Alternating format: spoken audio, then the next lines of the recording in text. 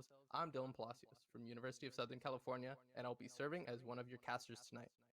My name's Aaron Fawn from the University of Washington, but you can call me Kestra, and I'm here to provide some play-by-play commentary for you all. All right, now let's get started. So, again, we are playing on the preseason patch. So that means we are playing with brand new items that we have not seen for the past year. But we did get the chance to see them last week when we saw teams face off in our week 5 of Pac-U. And what were the big standouts, Kester, from last week? Last week, I think one of the biggest things that we saw was the absolute standout performance of tanks, especially as they used the new Sunfire Aegis item. And for those of you who don't know, this is the new upgraded version of the Sunfire Cape from the previous season. It's now in mythic form, and mythic items are these new centerpiece items for your build that are going to provide stats for all the other legendary items that enter your build and provide huge power spikes, especially when they are completed. And Sunfire Aegis, despite being a tank item, is providing so much damage once it's completed. It has that same immolate passive as it had in Season 10, but now once it's fully stacked, it is providing each of those burn stacks on your auto attacks as well. And I think one of the best users of that Sunfire Aegis that we saw in last week was Mumu. He's one of the premier junglers in the meta right now because of how well he synergizes with that item, especially with respect to one of his second item completions in the Demonic Embrace, which is going to provide additional damage over time, as well as some additional tankiness. And that 2-item power spike absolutely commanded his victory in our last week of Pac-U. And I'm hoping to see teams either with countermeasures to it, or we might even need to see it banned in all of our matches today, because right now it seems like it is absolutely unstoppable, not only in solo queue and on stage. Yeah, exactly. I mean, Mumu just terrorized the one game that he was let through last week. And right now, with a totally healthy 6% pick rate over the last week and a half of preseason, Mumu holds a consistently almost 59% win rate. That is unheard of, and I don't understand why Riot are not even targeting him directly with nerfs, but I guess we'll have to see what happens in the coming weeks, because a lot of his success can be linked to the potential overtuning of Sunfire Aegis and Demonic Embrace, and because those synergize so well together with his dot AoE passive that Mumu has on one of his abilities, he not only can take any amount of damage that you throw at him, he'll throw back twice as much damage and will heal all of it back, because not only is he abusing these items, he is combining the powers of them with the power of Conquer, where he's just an unkillable monster. However, that's also in conjunction with the new Omnivamp provided by the Ravenous Hunter, formerly just applying 2 damage, is going to now enhance all of it. And that's one of the picks that we're going to be looking out for now. But we're going to be heading into the draft immediately for our first game of the night, which is going to be between the University of Washington and the University of Colorado.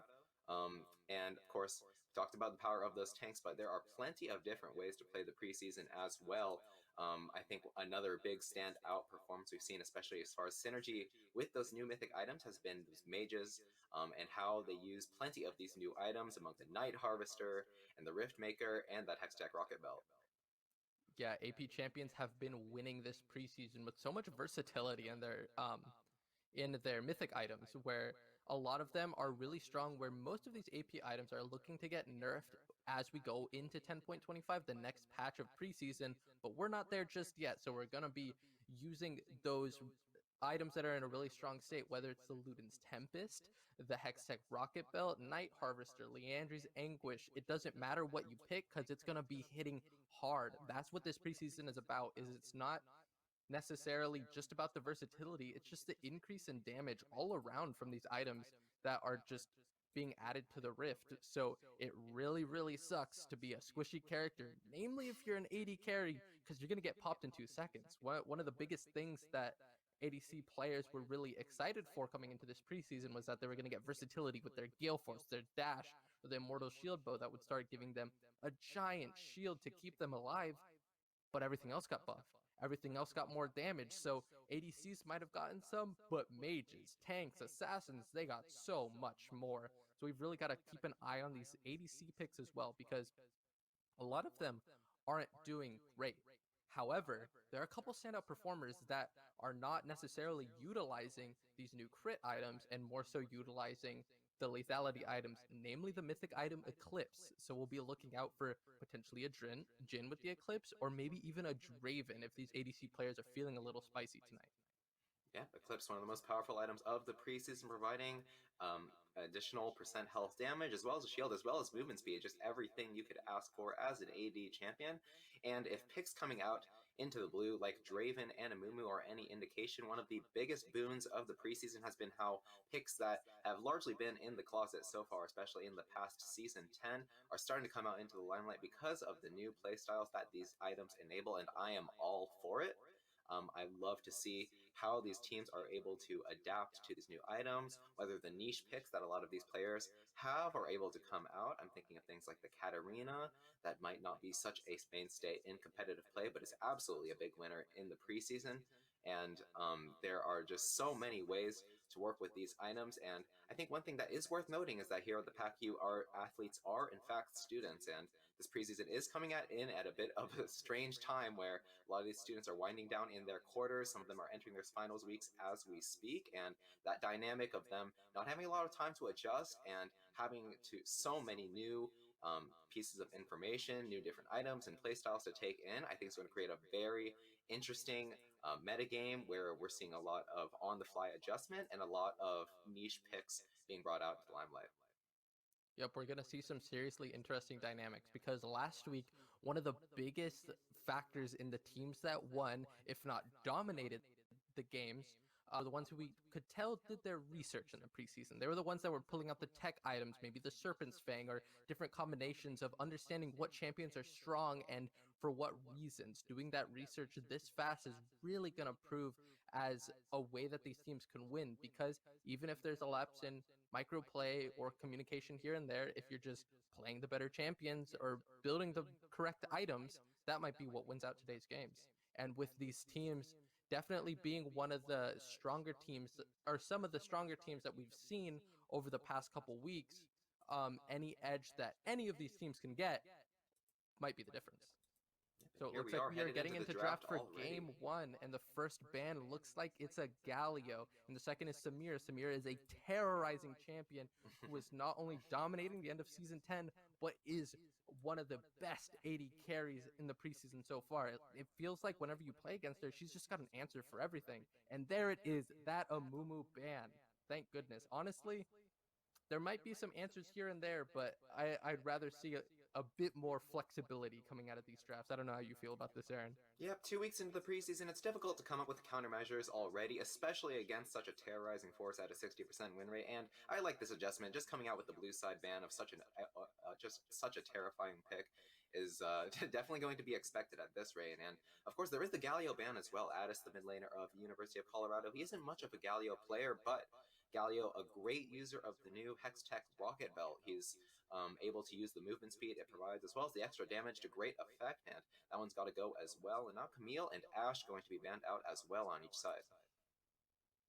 Yep, this Ash ban is definitely interesting. However, one of the items that I didn't mention when running down the ADCs that is showing up to be a really strong choice is the Ginzu's Rage Blade. What it does now is it converts crit chance into on-hit damage. And with Ash, her passive already takes away her crit chance, giving her damage and an increased slow.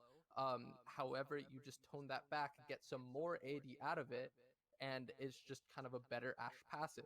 And it looks like we're actually getting a Sejuani ban from University of Colorado. One of the tanks that I didn't expect to get banned because maybe she isn't one of the highest performers when it comes to stats in comparison to other tanks, but maybe it's something that University of Colorado just doesn't want to deal with specifically. Doesn't want to deal with all the the single target lockdown that she provides, and it looks like our first pick of the night is going to be Jin. Jin, one of those high performing AD carries that can build the Eclipse mythic item, the lethality, Omni Vamp, shielding that item provides, and it looks like University of Colorado are going to respond with this Graves. Graves, another one who can utilize lethality, maybe crit, some attack speed with more versatile items coming out this preseason. He's someone that can really just diversify his build path to whatever the game needs. Yep, he's going to make great use of the new item, the Collector, which is a new lethality item that is also providing crit chance and an execute at low health. And look at that, the Ornn is going to be picked up by University of Colorado. Both top laners I know of are avid Ornn players, especially the top laner of the University of Washington. And it looks like Colorado going to pick up something, a bit of a boon for themselves by getting themselves a strong pick, as well as denying one away from the University of Washington. But University of Washington, Oshawott, their AD carry, has a very diverse champion pool, but it looks like they're going to prioritize the Jhin in any case and pick up a Hecarim for themselves. Another very strong jungler on this patch, and even if he's not using that Sunfire Aegis, he's using the new Sheen items to very great effect. Trinity 4 is going to provide him additional movement speed and base AD, and the Divine Sunder as well is also very strong, but here's another very strong pick on this patch. It is Kayle coming out in the mid lane.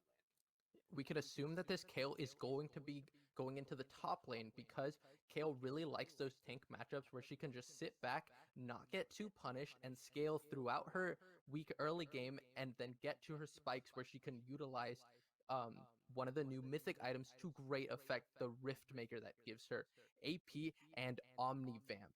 Combine this Rift Maker with the Nash's Tooth that now um, puts more emphasis on hit damage, on AP, on attack speed in removing the CDR that we used to see in the Nash's Tooth of old. She can just attack you so fast and shred you down once she hits that 2-item power spike, hit level 11, and then the game just kind of falls into her lap.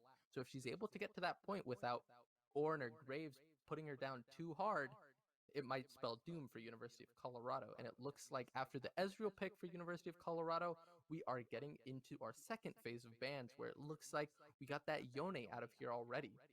One of the interesting developments of preseason is Yone and Yasuo.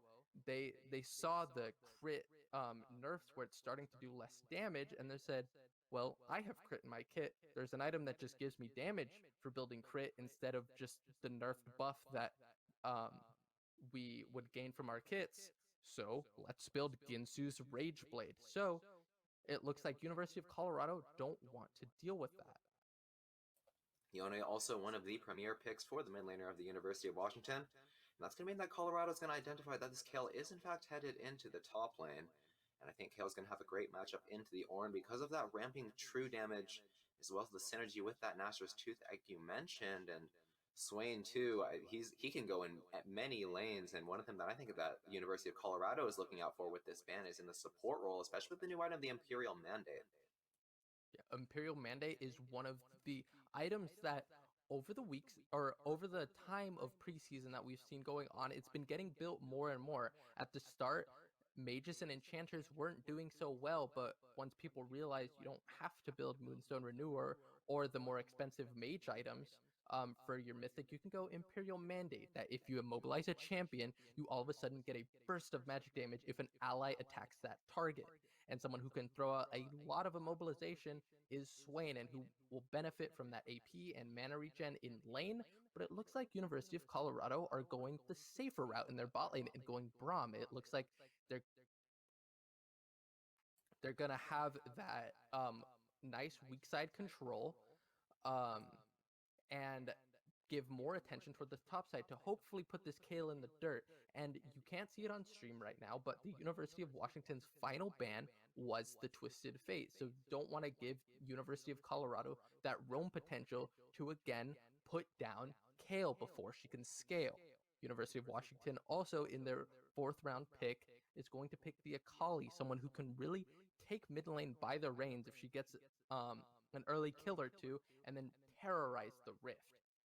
Yep, not surprised to see the Akali come out. It is the second most picked for Pasho from the University of Washington after that Yone, which was banned out. And of course, Akali using either the Rift Maker or the Night Harvester very well, either if she wants that ramping true damage or if she wants to apply that instant burst to any member of University of Colorado. But here's something that's a bit surprising. It's going to be Zyra coming out as the support for the University of Washington, and I'm interested to see which of those mythic items she decides to opt for, whether it's the Everfrost to provide that instant root, or if it's going to be the Imperial Mandate, like you mentioned, which is synergizing so well with those AP supports who can proc it easily. And now Colorado, they've got that unit we've seen so many times over at the World Championships in the past. Ornn, Graves, and Orianna going to form that top side for the University of Colorado. It's definitely interesting to see the combination of giving yourself the opportunity to maybe get a stronger mid lane champion, someone who can roam and put Kale into the dirt.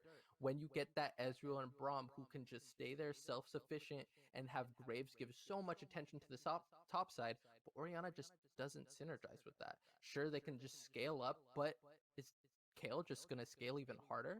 You've got tanks, but you've also got the Zyra as an answer to the Braum, the Graves, and the Ornn, who maybe instead of building the Everfrost or the Imperial Mandate, she builds Leandri's Anguish, something that will give her so much burn damage from max health and will just kind of shred these tanks.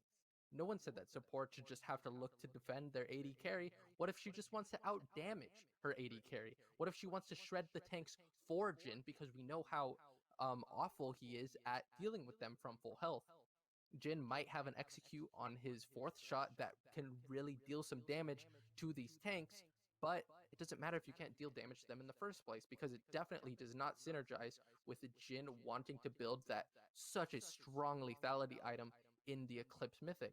Is he going to opt for maybe slightly weaker items in the crit mythics like Gale Force or Mortal Shield Bow, or is he just going to say, screw it, go Eclipse, and then just run for these squishy characters, run for the Orianna or the Ezreal, put them in the dirt, and let Zyra and Kale do the rest? Yep, and it's those carries like the Jhin and the Kale that make me think that the Braum is a pretty good pickup for the University of Colorado, able to mitigate a lot of that ranged damage. But one of the issues I do see with this University of Colorado draft as it plays into that of the University of Washington is going to be whether they're going to have the lockdown to deal with the Sakali and as well to deal with the Hecarim. If they aren't able to keep those two in check, they might just run over the University of Colorado team and create a lot of space in these team fights for Kale and Jhin and Zyra to do whatever they please.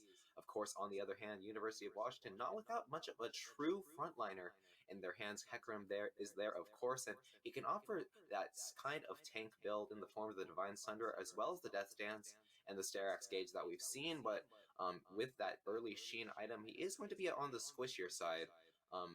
But of course, University of Colorado not providing much in the form of burst damage aside from maybe Orianna getting a bit ahead. University of Colorado is going to be trying to scale with the Orianna and the Ornn, and as well as the Graves, who's getting a lot of new options in the form of the crit in conjunction with the lethality. And I think if they're able to get off the ground and start to create that gold disparity, and especially with the divide of the masterwork items provided by their top laner, then the team fights might start to look their way, though. But I think with University of Washington, there's a lot of outplay potential in those team fights. Yeah, I'm really excited to see what happens when the Hecarim and the Akali take 6, once they're able to start making plays around the map with all the options that their kits provide. Are we going to see Hecarim just start instantly tower diving this Orianna, put her in the dirt, get Akali ahead, and then Akali just starts ulting in everywhere, getting some sick outplays in maybe these Dragon or Rift Herald fights? Because I think that University of Washington have nice insurance in the Kale, but they also have options to make things happen in the early game, especially near the bot side, because Jhin and Zyra are such a potent early game duo, and they can really start dealing damage to this Ezreal and Braum early. Sure, they have the options to stay safe, but that means Jhin and Zyra, if they play their cards right, they're going to have priority. They're going to get these early Drakes, and maybe they really bust this mid lane wide open.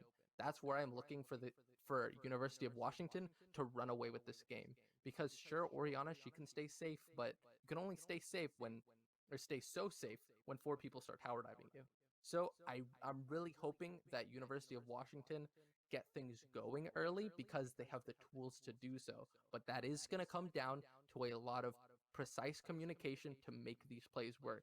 Because one misplay and all of a sudden the game just falls through their hands.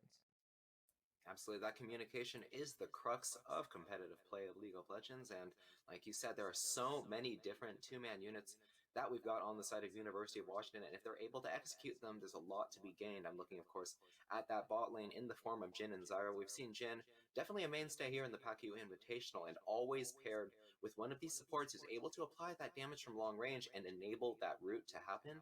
Zyra, she's got those grasping roots, and Jhin with the Deadly Flourish, if they can apply both their CC at the same time, especially if they opt for those high damage, high burst mythic items in the form of Eclipse and Leandri's Anguish or the Imperial Mandate, then that is going to spell a very dead opponent, and something very difficult for even the likes of Ezreal to get away from.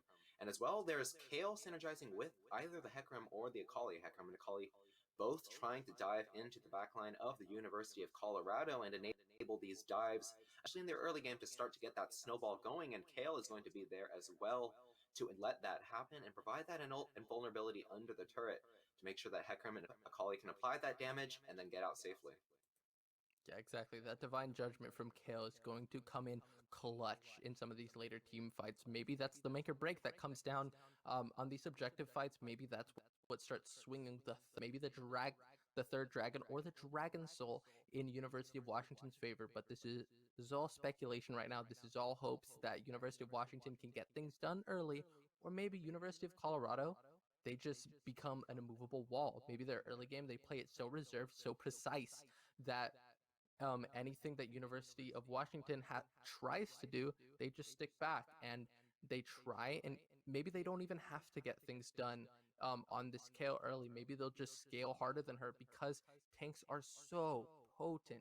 Maybe this Ornn, especially with his new rework on his passive, because before there were a select few items that he would be able to upgrade, but now the items that he can upgrade are these brand new mythic items.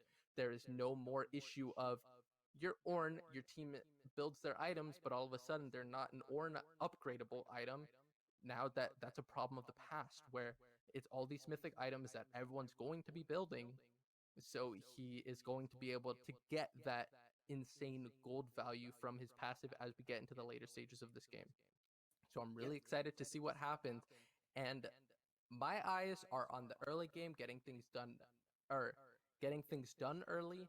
However, I'm really the game's going to be decided once we get past that 25-30 minute mark, because even if University of Washington gets things done early, Colorado, they're still going to have options later. They're going to scale no matter what, and I don't know. I guess we'll see.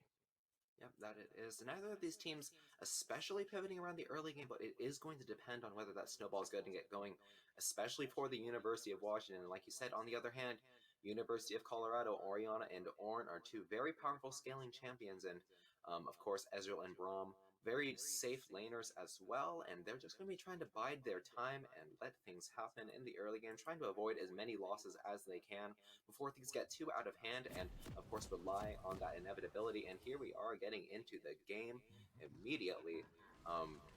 Hecarim and Graves, they are fairly well scalers. I'd say Graves does scale quite a bit better than the Hecarim, but one thing that is important to note is that they are also very well capable of getting things done in this early game, and I'd like to see where they decide to pivot their attention to. One of the most important lanes, I think, is going to be in the top lane, where Kale and Ornn, they are both very powerful scaling champions. Kale, once she hits that level 16, is going to be providing so much area effect damage with such quick attack speed, but on the other hand, Ornn, as compensation for losing an extra upgrade on one of his legendary items, is now getting improved resistances for each of those mythic items that he upgrades for his allies, and that is going to make him a very, very tanky top laner, an immovable front line for the University of Colorado if he can get to that point. And we're going to have to see whether these junglers decide to tip the favor of the top lane into one of their allies, or if they want to try to make these plays in the bot lane, which is looking volatile in the form of the Jhin and the Zyra and the pick potential that those two pose. But here's the bot lane of Colorado starting to move forward into University of Washington's jungle.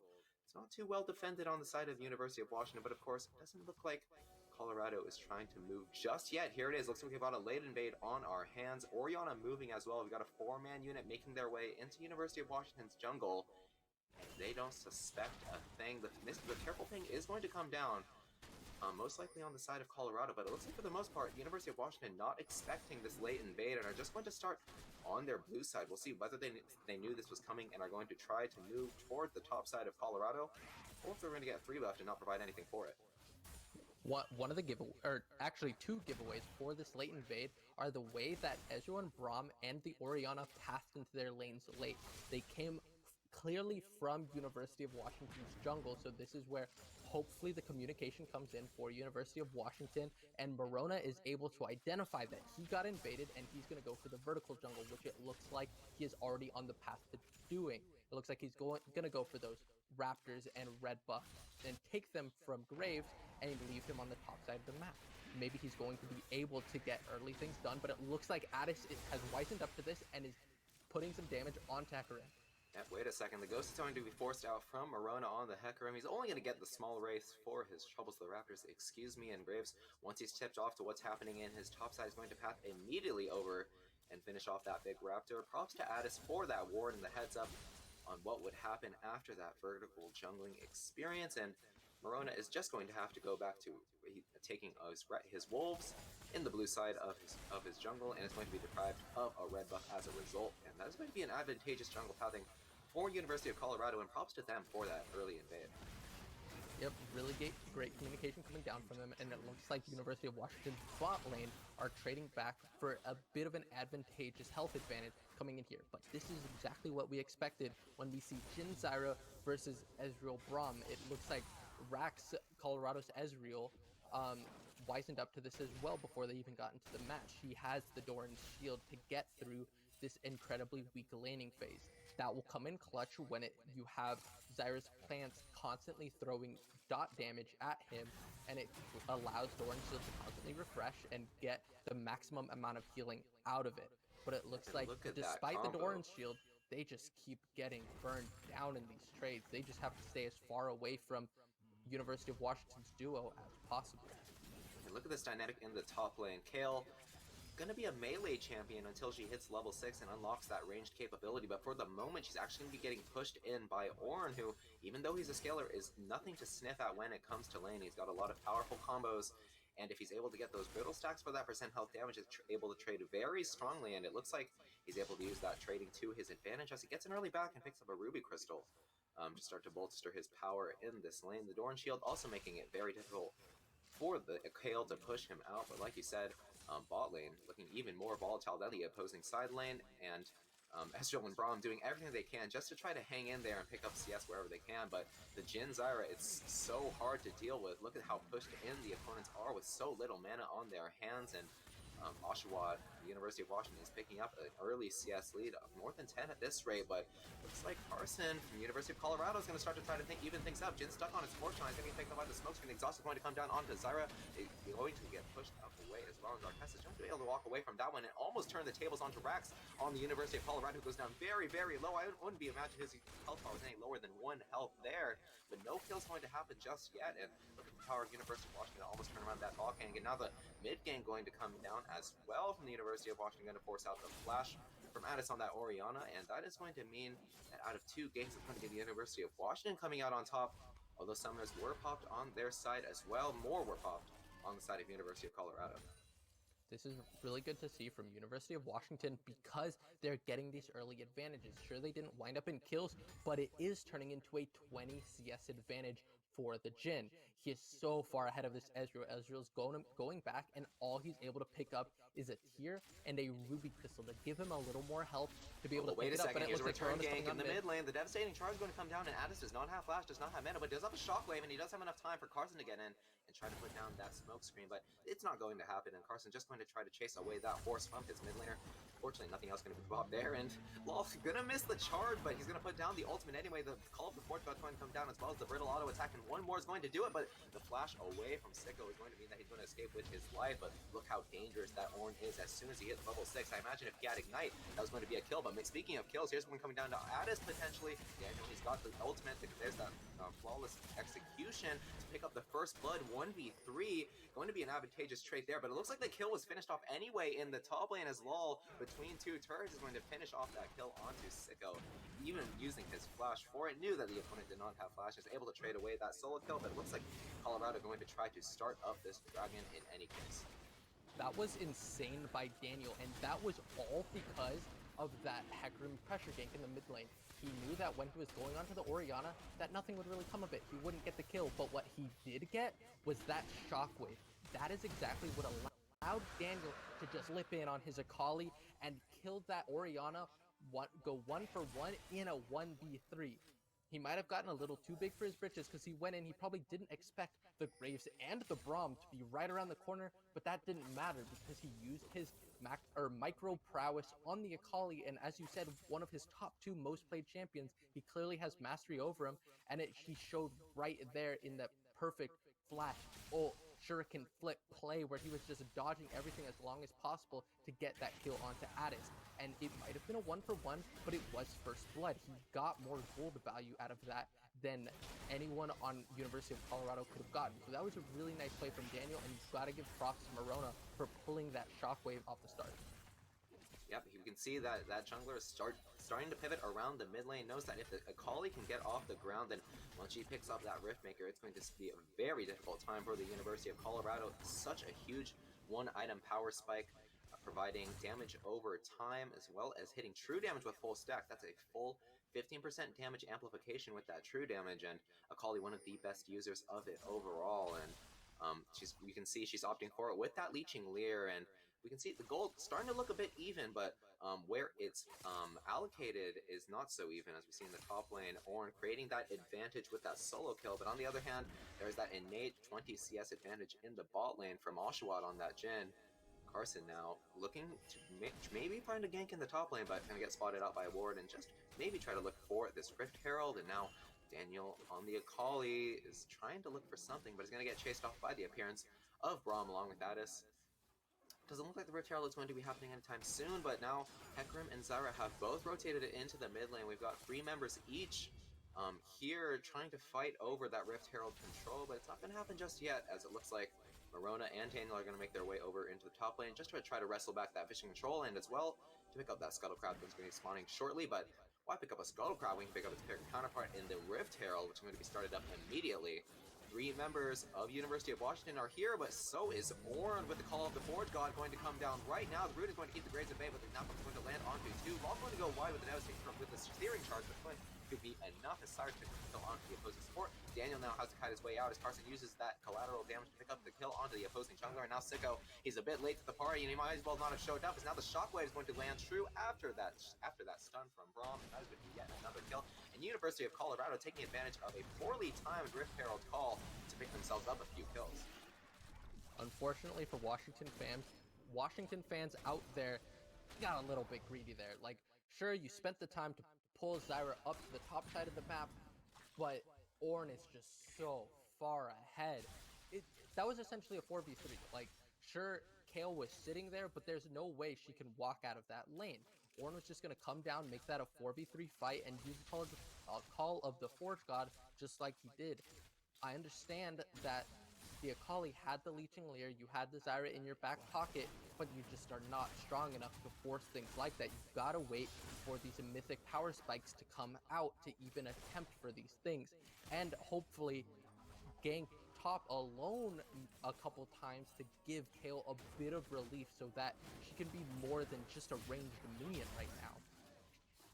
Yep, a bit of a lapse in communication for the University of Washington is going to mean that Carson is now 2-0-2 on this Graves with a 20 CS advantage in the jungle. He's got that Serrated Dirk already, and I can imagine he's opting for that Eclipse. There it is, coming out immediately 10 minutes into the game, as Morona is still working on that Trinity Force on the other hand, and he's got the Rift Herald as well, Carson does, to increase that gold disparity, and it's going to be very difficult for anyone on the side of University of Washington to try to fight this Graves at this moment. That Eclipse so powerful with that sustained damage, as well as the tankiness in the shield, and that extra movement speed. Just a very powerful Pyro Spike, and the first mythic item on the map so far. And on the other hand, things are starting to look pretty bleak. And the other lanes besides the bot lane, 20 CS advantage in the top lane as well. And the Ornn, he was able to use the priority he had on the top lane during that Rift Herald exchange to make it to the fight first. And Carson trying to use that mythic power to his advantage as he makes his way onto Daniel. And the Shockwave is going to connect onto the Akali.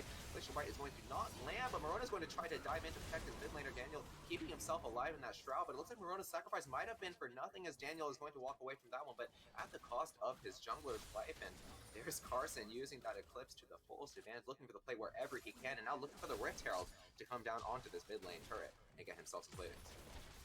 Yep, it looks like that play there is not only going to net University of Colorado some more gold onto the Graves, it is going to give them the second dragon of the game. He's about to throw down his Rift Herald, even get first turret here, get the second dragon, which is an Ocean Drake, and University of Colorado is in such a great position right now. This is just one of those situations where University of Washington, they knew they had to get something done early, and they just didn't do it in the right ways.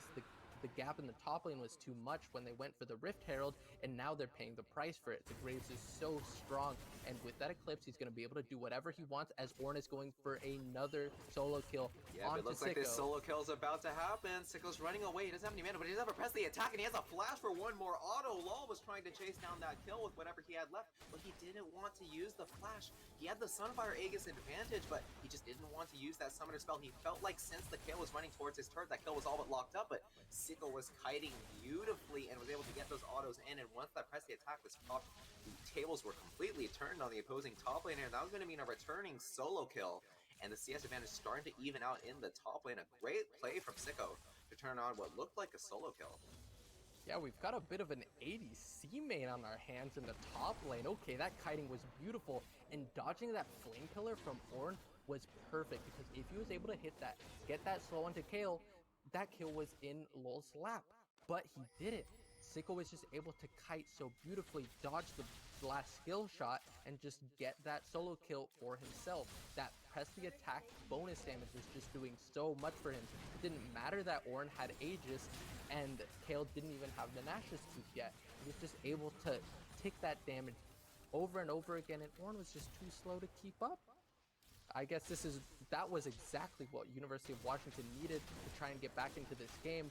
But University of Colorado understands that they are still in the lead here, and they're trying to rip as much gold from Hecarim's clutches as possible. They're really trying to squeeze University of Washington out while they have this advantage, because who knows, maybe it flips soon. Maybe with the next neutral objective, Kayle's a bit of a champion now. She's one level away from level 11, where she starts doing that splash damage on her on her auto attacks, and she really starts outputting damage. That bot side invade, Graves taking away the Raptors and the red. You can see what happens when that mid lane tier 1 turret drops so quickly. It opens up so much space for the University of Colorado to get in there and counter jungle with impunity as they just make their way back to the bot side. And very difficult for both Hecarim as well as the Akali to farm at this rate. Hecarim, he's trying to get that mythic item, and it's finally come down 14 minutes. The Trinity Force is going to be completed for the Hecarim. Improved from its counterpart, going to provide a bit less stats, but also going to provide some ramping movement speed and ramping base AD as well. And the Riftmaker also completed for Akali in the mid lane. That's that power spike we were talking about, and we're going to see whether she's able to use it to effect. But let's see Carson flash onto Sicko with the smoke screen. Shockwave is going to keep Sicko in their clutches as the collateral damage is going to secure that kill for Addis in the mid lane. And now 3 members of the University of Colorado are making their way over to the top lane to break this turret. Brom's going to be here as well to make sure this one goes smoothly, as Lol in the bot lane is going to pick up the farm down there as well. And Washington, they're moving their bot lane up to the top, but it looks like it's going to be a bit too late as Roxy's putting autos, and he has the wave to finish off this turret in just a moment. And now Carson's waiting in the clutches in the tri-bush. Darkest, though, has the plants to make sure that they're spotted out and not going to get ganked once again, but Carson is still looking devastatingly powerful at this stage in the game with Mercury's Treads and double lethality completed with that Eclipse. At University of Colorado right now, they're positioning aggressively into University of Washington's jungle so that they could get down that vision line, exert their pressure, and take this Rift Herald for free. There's nothing that University of Washington can really do to respond here. Zyra's the only one in the area, and we've got Morona just spending this time. He knows that they can't contest, so he's going to get as much gold as possible in University of Colorado's bottom side jungle, but it looks like Lol has wisened up to this. Yeah, here's Morona. He thought he had a blue buff on his hands, but Lol is here to stop him. He's going to miss the searing charge. The call of the board god is going to be flushed out, and the flash going to make sure that it lands. Unfortunately, Addis is here to try to keep his top laner alive, but it's going to be a 1-for-1 at this rate. Sicko is here to try to back up his jungler, who was already dead. He's going to get stunned up, and there are 3 members of the University of Colorado here to secure a kill. Once again, onto Sicko on the Kayle.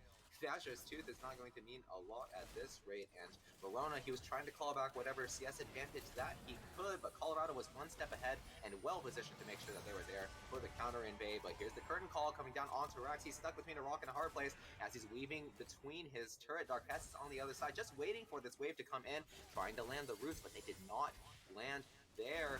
Here's Oshawott under the turret. He's going to get the Dark Harvest stack, and the ultimate going to come down. That instant damage is going to secure the kill for the AD carry of the University of Washington. A bit of a close call for their support, but that is going to be a kill. Nonetheless, unfortunately, going to even things out at 2-for-2 at this exchange. Yeah, it looks like University of Washington's bot lane is consistently the one place, or the one duo that is clawing any type of advantage or even just redemption in this game, because on all other fronts, University of Washington is just getting squeezed out. You saw that it was a perfect display in that bottom side fight where Hecarim, he was trying to claw back any type of gold where he thought he was potentially safe. They were taking the Rift Herald. What could possibly happen? This is the one place where I am the safest. This is the one time where I can finally get gold. And it didn't matter because Ornn rolled up, Orianna rolled up, and they said, nuh-uh, you don't get a consolation prize. You're losing everything. You're going to lose everywhere. We're going to take everything from you, and we're going to win this game. But Daniel has something to say about it. Yeah, let's see if they're going to win this team fight. As Carson going to get hit with the devastating charge, but there are 3 members here to protect him. The Glacial Fist is going to land onto 3. Daniel going to get tagged up by the True Shot Barrage as well, but the Baron is going very low as Oshawott flashes in for that last kill. Carson low as well. He's out of commission for this fight. The invulnerability is going to keep Verona alive for just a little bit. Now things are turning in the University of Washington's favor as Maul is going to get rooted out. He's looking very low, and Polly not able to keep herself alive as Maul is looking for one last brittle auto onto the kill, who picks herself up a double kill, and now Carson and Addis are all alone in this mid lane turret with very low health bars. University of Washington are hungry. They want their way back into this game, but it looks like they don't have a lot of tools yet at the moment to try to find these kills. But Darkest, he has the root, he flashes away from the shockwave, and Oshawott is going in. He has the movement speed, but he's not going to be able to follow up on this one as Kale waiting in the wings for the flank, and Carson, he has the quick draw to try to get away from this. University of Washington are still looking, they're still prowling, and the curtain call is going to come down as well. He's going to dodge away from that one with the quick draw as he's doing his wolves to keep himself alive with that Omni Vamp, and he's going to stay alive as well. Sicko, he's posturing up a little bit into the opposing jungle, but he might have bit off a bit more than he could choose. He's forced to flash over the wave wall, and now the root going to come down onto Addis, and the 4th shot from Oshawott is blocked out by Brom's unbreakable wall, and Carson here to turn things around. Addis going to pick up that kill onto the opposing AD carry, and Darkest as well going to go down, and now it's Sicko all by his lonesome. University of Washington thought they were in the driver's seat, but those death times were just way too low for them, and 5 members of the University of Colorado are here to make sure that that team fight ends up advantageous for them. Oh, University of Washington, you finally had a moment where you came out on top. You gave Sicko double kill. That Divine Judgment saving Marona's life was perfect. That's exactly what we talked about before this game. Is this Kale is a late game insurance. Sure, they're behind now, but you can output damage. She's got the Divine Judgment to save either the Hecarim or the Kali, allow them to make plays, but they bit off more than they could chew. They should have just backed off. They tried to get more than was given to them. They can't overextend here because they're so far behind. Sure, it's only about 3k gold down, but all the gold is in the right places for University of Colorado. The Graves and the Orianna are just can so easily run over this University of Washington team if they're alive together, and then Lowell can just sit there and soak up so much damage because we only see a 3k gold advantage for University of Colorado, but that's because this Ezreal is 2,000 gold behind. But that means that the Graves and Orianna are so much farther ahead than the gold would show. They are 3,000 and 2,000 gold up respectively. They are all of University of Colorado's lead, and University of Washington has to respect that. They have to understand that if any of these 2 champions are going to come at us from an advantageous position, if we're fighting them with anything other than catching them off guard, we can't. So I mean, really that's just the respect state the that play. Washington's in. So I guess we'll have to see what happens, but they have to understand also that the people that they have to enable are this Kale and the Jhin, because the Jhin is the one person that is an actual advantageous position over his lane opponent. Yep, like I was saying, I really respected that play from the University of Washington. They knew that they all had their mythic items, or at least their legendary components.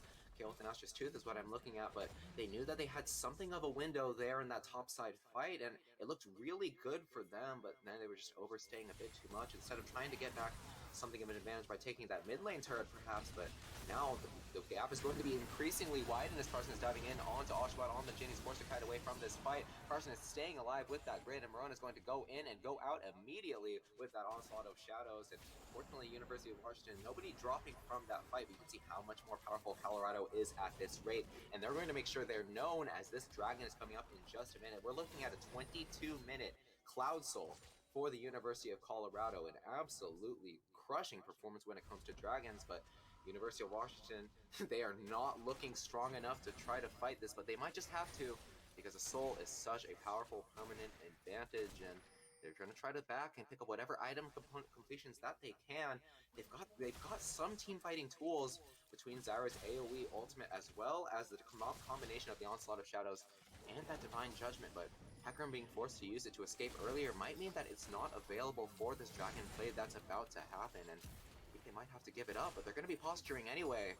The item completions, once again, not quite there, but fight's going to be happening in the mid lane. It looks like it's the Call of the Forge God is going to come down and find Daniel inside the Shroud as Carson puts out the end of the line to tag him out, and Daniel is going to go very low, but Darkest is going to go even lower as he's going to get blown up all by himself. The rest of the team cut off in the mid lane, and Kayle not even able to find her way into that fight, and now in a 4v5 disadvantage, that is going to be a secured Cloud Soul for the University of Colorado at just 23 minutes, as University of Washington, even while that's not happening, are not able to accrue themselves any advantages. They're not in the side lanes right now. Kayle is trying to push a bot lane wave, but even that might be too much of a danger. Graves soloing the dragon all by himself, going to make sure that the rest of the team is there to choke out any advantage that the University of Washington is able to find, and they're going to find just one more for the University of Colorado. As the True Shot Barrage is not even needed. Addis once again picking up a kill. 6, 1, and 7 on this Orianna. Graves is not even needed at this rate. And as now University of Colorado making sure that they are at more than double the kills of the University of Washington at just 23 minutes. You know, I mean, at this point, it looks like University of Colorado, they're just on the same page at this point, because they're always just walking around together, and they understand that their two strongest members are this Graves and Orianna, and as long as they are around to protect them, even Ezreal, he might be behind, but he can just stand in front of them and be a meat shield, while the Orianna and Graves just one-shot everyone on Washington's team, because as we mentioned earlier, there's no tanky front line for them, and it looks like Oshawa, the saving grace of Washington, is just going to get caught out because Ornn hit him with the flank and there was nowhere for him to go. I don't think Colorado exactly had to use Call of the Forge God and the Graves ult to kill him, but they did it anyways because they're at an insult to injury that it doesn't matter if we use our major cooldowns on you, because if you want to come fight for this Baron that we're looking to set up now, we don't need these ultimates because we're going to kill you anyways. It's just looking like doomsday for Washington, and I think this might be a GG go next, and we're just going to have to look for new ways to adapt to what Colorado did this game. And sure, there might be an option with this Kayle. She hit Riftmaker finally, but it's going to be more than difficult. The only win condition is if they can somehow sneak this Elder Drake when it comes up in like 5 minutes, I think. And if Kayle can scale up enough to potentially win that fight, if Addis or Carson are caught out of position and they're able to get one shot by somebody, then Washington have a chance. But that's a small chance in a wide sea of failure right now. There's about 6 million possibilities of this game, and there's only one where Washington wins. So we'll have to see if we see that one today. Yeah, there was a small universe where Morona tried to make the hero play and try to steal that Baron away just to keep his team in the game for a little bit longer. Well, like you said, I think it's only going to come down to whether they secure that Elder Dragon for themselves, but Colorado's not even going to give them a chance as they're setting up these picks perfectly. Addis diving in with the flash. He has the Nimbus close to find the movement speed and a double kill onto Morona, and the True Shot Barrage in conjunction with the rest of his damage from his team is going to mean a very dead Hecarim, and now University of Colorado with that perfectly timed Baron buffer just going to barrel their way down into the base of the University of Washington. Look to close this game out with just one wave. It's only the Akali and the Kayle here to mount this base defense, but if there's anyone I wanted on this University of Washington team alive, it's probably them. I think Kayle is probably the only one with any potential to clear these waves, and maybe Daniel, maybe he's got the hero play under his belt. Darkest is here too with that AoE ultimate. Like Carson's flashing in immediately, and now the kill is when he forced out. Daniel not able to provide any value out of it as he uses the second charge to try to get away. Sickle flashing in, but going to get blown up immediately, and now the Nexus is all exposed. And Colorado not going to flirt with this game for much longer. They pick up a few kills here and there as they get the victory lap, and a huge victory in game 1. Very crushing defeat for the University of Washington. Washington. I said pick Addis, not get picked by Addis. When that Shockwave found 2 members of Washington, it was over. Like, they didn't even make it to Elder Drake. That was the only win condition that was there. But Addis said, how about we don't give you the chance and we just kill you now? And I mean, that was just the story of this game, because sure, University of Washington, they had to make things happen in the early game, but when you give the super scaling team advantages, you give the Graves 2 kills early, and he's able to get the Eclipse before anyone can think about finishing a mythic item on your team. He just runs over the rest of the game. Addis finds picks here and there when he runs with the Graves, and it was just curtains. That was it. Sure, the Kale pick might have not gone great in the early game, but I don't think that's exactly how Washington lost. Sure, Kale got behind early, but Kale came back. Kale understood where her power spikes were and where she was strong. After she got that Nash's Tooth, she was able to output that damage.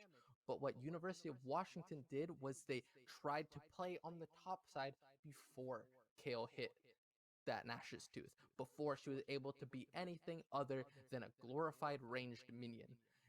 If Kale's around pre-6, pre-Nash's Tooth, you're playing 4v3 if you're pulling up your bot lane. That just wasn't what happened. That just wasn't the card that University of Washington was able to play, but they tried to anyways. And that's where they lost the game. They lost it at Rift Herald, and Colorado was just able to run away with it from there because they had such an easy to execute and strong core team. Because there was nothing fancy that they had to do. They just had to wait for Washington to outplay themselves. Yep, that Rift Herald, absolutely the pivotal moment in that fight, and University of Washington not quite playing with their priority correctly and opting for the top side, even after they had already lost 2 dragons. A bit of some poor macro decisions ended up meaning that University of Colorado was able to run away with that game. But I think that game on the side of University of Colorado was an absolute masterclass and what it looked like to how to close out a game. You hear from a lot of students of the game of League of Legends. How can I close out these games? I'm able to get these big advantages in the early games, but they always stretch out. I always end up getting outscaled. Someone gets picked.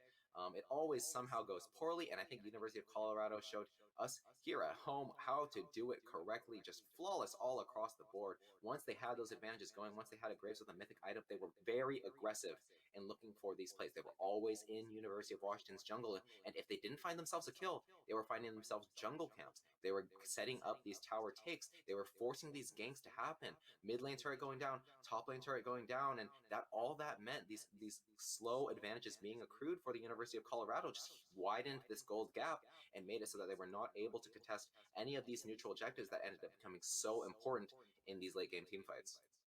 Yeah, exactly. Like you mentioned, when University of Colorado got that advantage, they just ran away with it. They completely squeezed out any options that University of Washington had. They One of the best examples of that was when Hecarim, he was trying his hardest to gain anything he could when second Rift Herald came up. He knew he couldn't contest it, so he's like, maybe I can finally get some jungle camps. And Ornn said, nuh-uh, I don't need the Graves here. I don't need the Orianna here immediately. I can just walk up to you and be like, get out. Get out of here. You don't get any sort of consolation. You're just gone. You get nothing. And that's just what happened. And I think what University of Washington needs, just like I've been harping on for the entire preseason now, pick some tanks. They're easy. They scale. They make your game plan so much easier. You're not reliant on making these plays happen early. You're not forced to try and make these Rift Herald plays happen. You can scale up. You can get a strong core because as soon as someone slips, you can just run away with the game because you run your big burly tank man run around with your carry and you make him unkillable.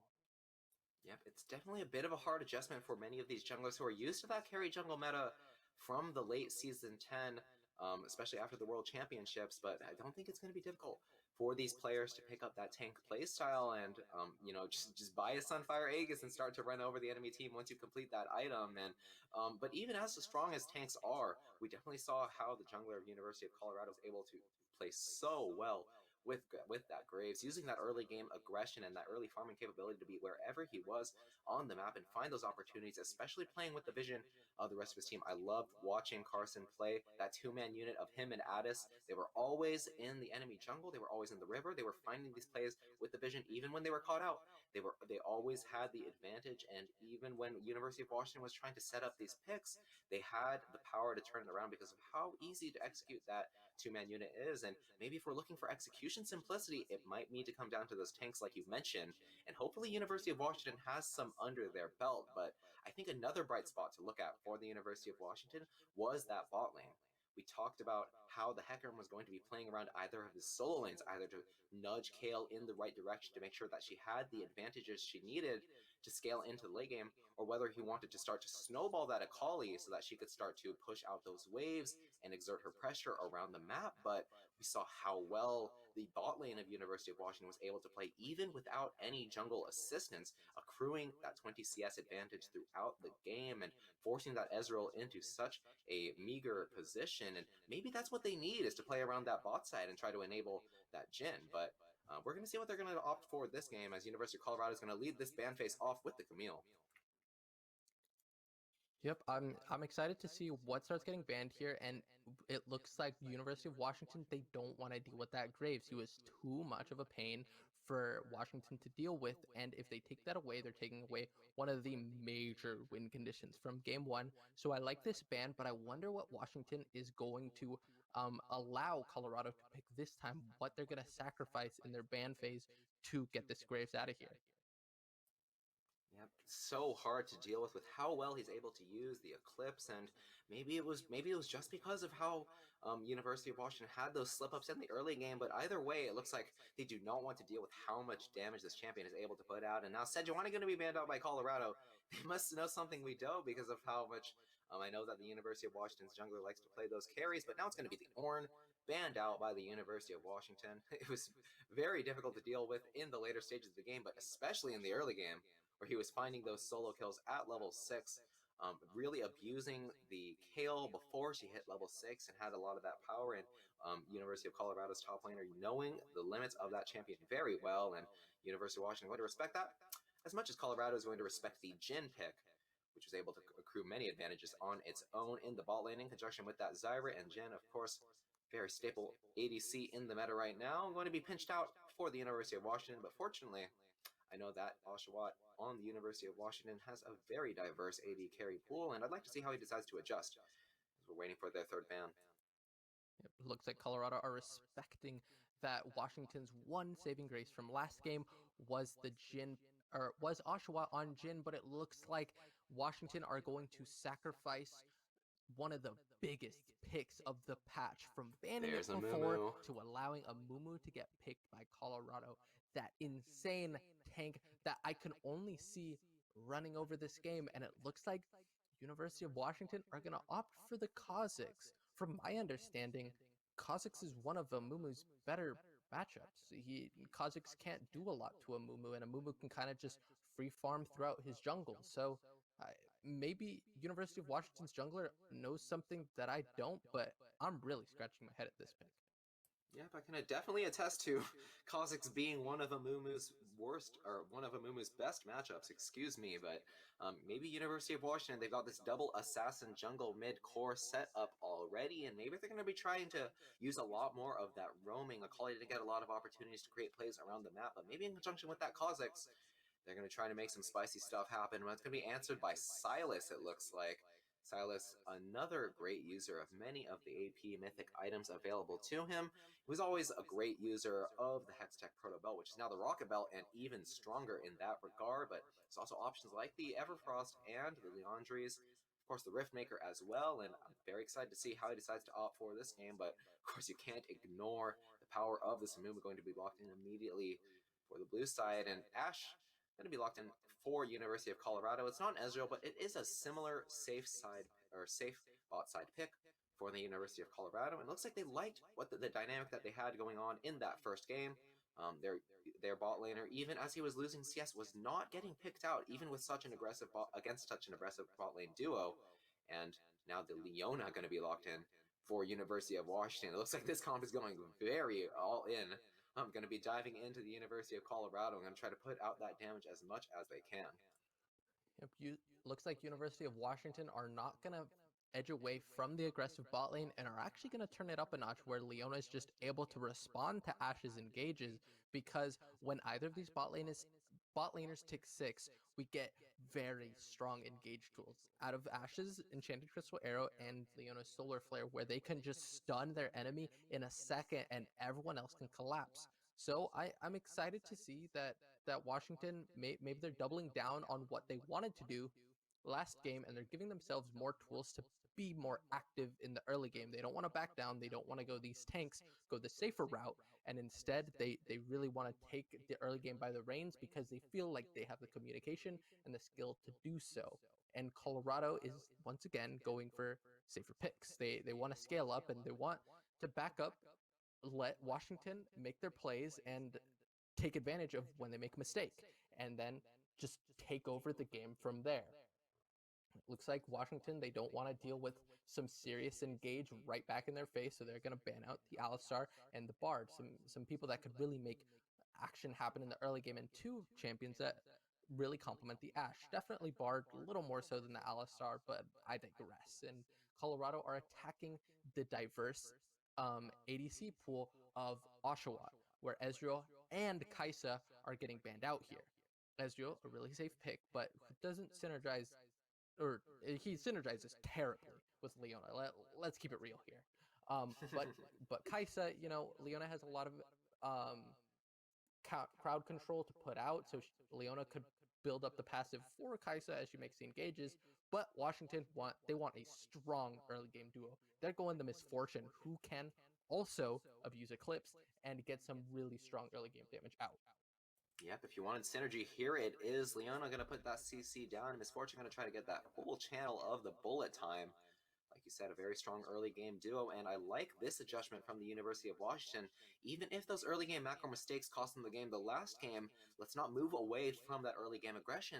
Let's just make it more calculated, and I like where this is going, and hopefully they're going to be able to execute on it against this team fight composition coming out for the University of Colorado. Amumu and Galio going to form a very, very tanky mid-jungle unit, as opposed to the assassin unit that we've got going on the University of Washington. And once Amumu dives in and puts down that Curse of the Sad Mummy, Galio is going to be diving in right as well with a huge knock-up. And speaking of huge tanks diving down onto the enemy team, here's Volibear being hovered for the University of Colorado. It looks like that's going to be the pick, and it's going to be a lot of team fight action for the University of Colorado. And on the other hand, University of Washington, not a lot of team fight tools apart from that bullet time. It looks like they're going to be trying to play these fights a lot scrappier with the Kha'Zix and the Akali, and I'm interested to see how their top lane pick decides to play into this kind of halves dynamic that we've going on between the Misfortune and these two assassins. Yeah, it looks like University of Washington were right to ban the Amumu and the Galio in the first game, because now University of Colorado are saying, okay, you're scared of our picks from before, so now we're gonna throw the picks back at you that you were right to be scared of the first time, because Galio and Amumu, they're just gonna run over this map.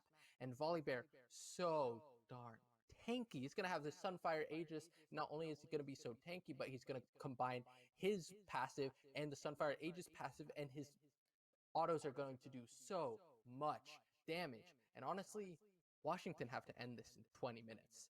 That's the way they win this year, because sure, they have the Victor with who can do a lot of damage later on, but it's not going to be enough when you've got an Amumu, a Galio, and a Volibear. I I don't know what University of Washington can do past the 20-minute mark, honestly.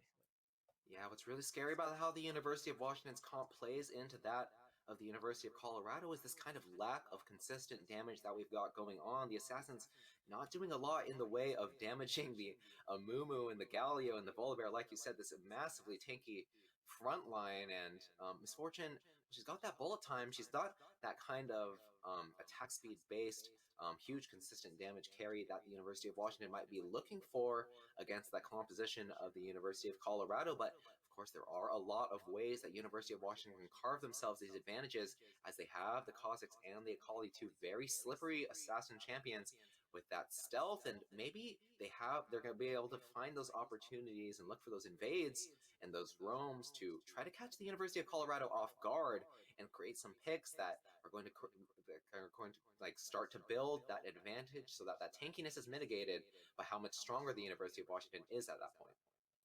Yeah, but speaking of roaming, sure, Akali might have tools to go, but so does Galio. That's what Galio wants to do. He wants to enable these side lanes or even just protect these side lanes. Maybe as University of Washington try and make things happen in the early game, Galio's just going to be around every corner. And he's such a great tool to resist damage or resist the pressure that University of Washington are going to try to put on Colorado. And he's just going to enable his team to scale up so easily. Yep, and I think what's great about that Galio pick is how it plays into this double AP topside that we've got on the University of Washington, Akali and Victor. And I do want to point attention to this Victor pick.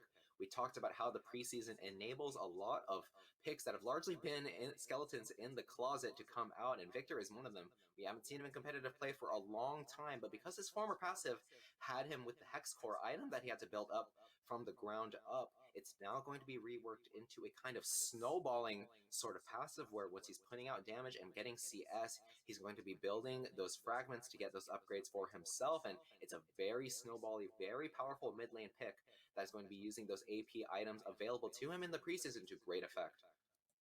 Yeah, I mean, I'm sure if anyone has been paying attention to these league compilations that have been going on over the past couple weeks, Victor just one-shots everyone probably 10 times per compilation, and they're being uploaded daily. Like, this man does too much damage, and he got nerfed in the preseason. He was one of the people that got hotfixed. They reduced the compensation that he got going into this preseason because Riot thought, man, Victor's been weak for a while, and I think preseason he's going to be even weaker. So I'm going to give him more AP ratio on his E and the Aftershock, but it looks like he does too darn much. And even after getting nerfed, he is so strong. He's going to one-shot everyone at every corner. But you know what you can't one-shot? A Galio, an Amumu, and a Volley Bear. Sure, I mean, the ADC is going to be real scared, but I don't know who else. Yep, and I think the jungler of the University of Washington has these two very powerful soul laners to play around, whether it's the Akali or whether it's the Victor. They're both very snowbally champions that are going to be able to exert that pressure around the map, even in response to the ultimate from Galio. But of course, another thing to look out for is that bot lane of the University of Washington. They've got another very aggressive unit down in the bot lane, Leona and MF. Great synergy there, where Leona is able to provide that lockdown for MF to apply that damage over time. And while they did create a lot of advantages just by merit of their aggression in game one, they weren't able to find those kills, and that's a lot of a testament to how safely the AD carry of the University of Colorado was able to play in that game. But maybe they're going to look for a lot more of these dives in the early game with this Kha'Zix, which a lot of it wasn't happening in the early game, especially when it came to the bot lane in game one. Yeah, that's exactly what I want to see from University of Washington is put all the attention on bot lane. Oshawott good. He can carry. He's got the moves on the ADC, but you've got to get him ahead. You've got to put your resources onto him because he's the way you win this game, not by trying to make things happen in the jungle or in the mid lane or even the top lane. You've got to go full on this bot lane. Hope that Oshawott can just run over the game by breaking open bot lane, getting Leona to get these mad solar flare engages, and that's how you win the game before 20 minutes. Anything other than that, anything other than getting a crazy dragon advantage is just asking to lose. Yep, no matter what lane the jungler of the University of Washington decides to play around, what I am looking for is any kind of that early game aggression, as long as it's being calculated and as long as it is in line with how they are able to work with the priority in their solo lanes. I don't want to see another mishap around that Rift Herald where Kale's not able to walk and they just walk straight into the Call of the Forge God and get wiped and lose the game on the spot. I want to see them making more of these plays in the early game, especially around some of their stronger units.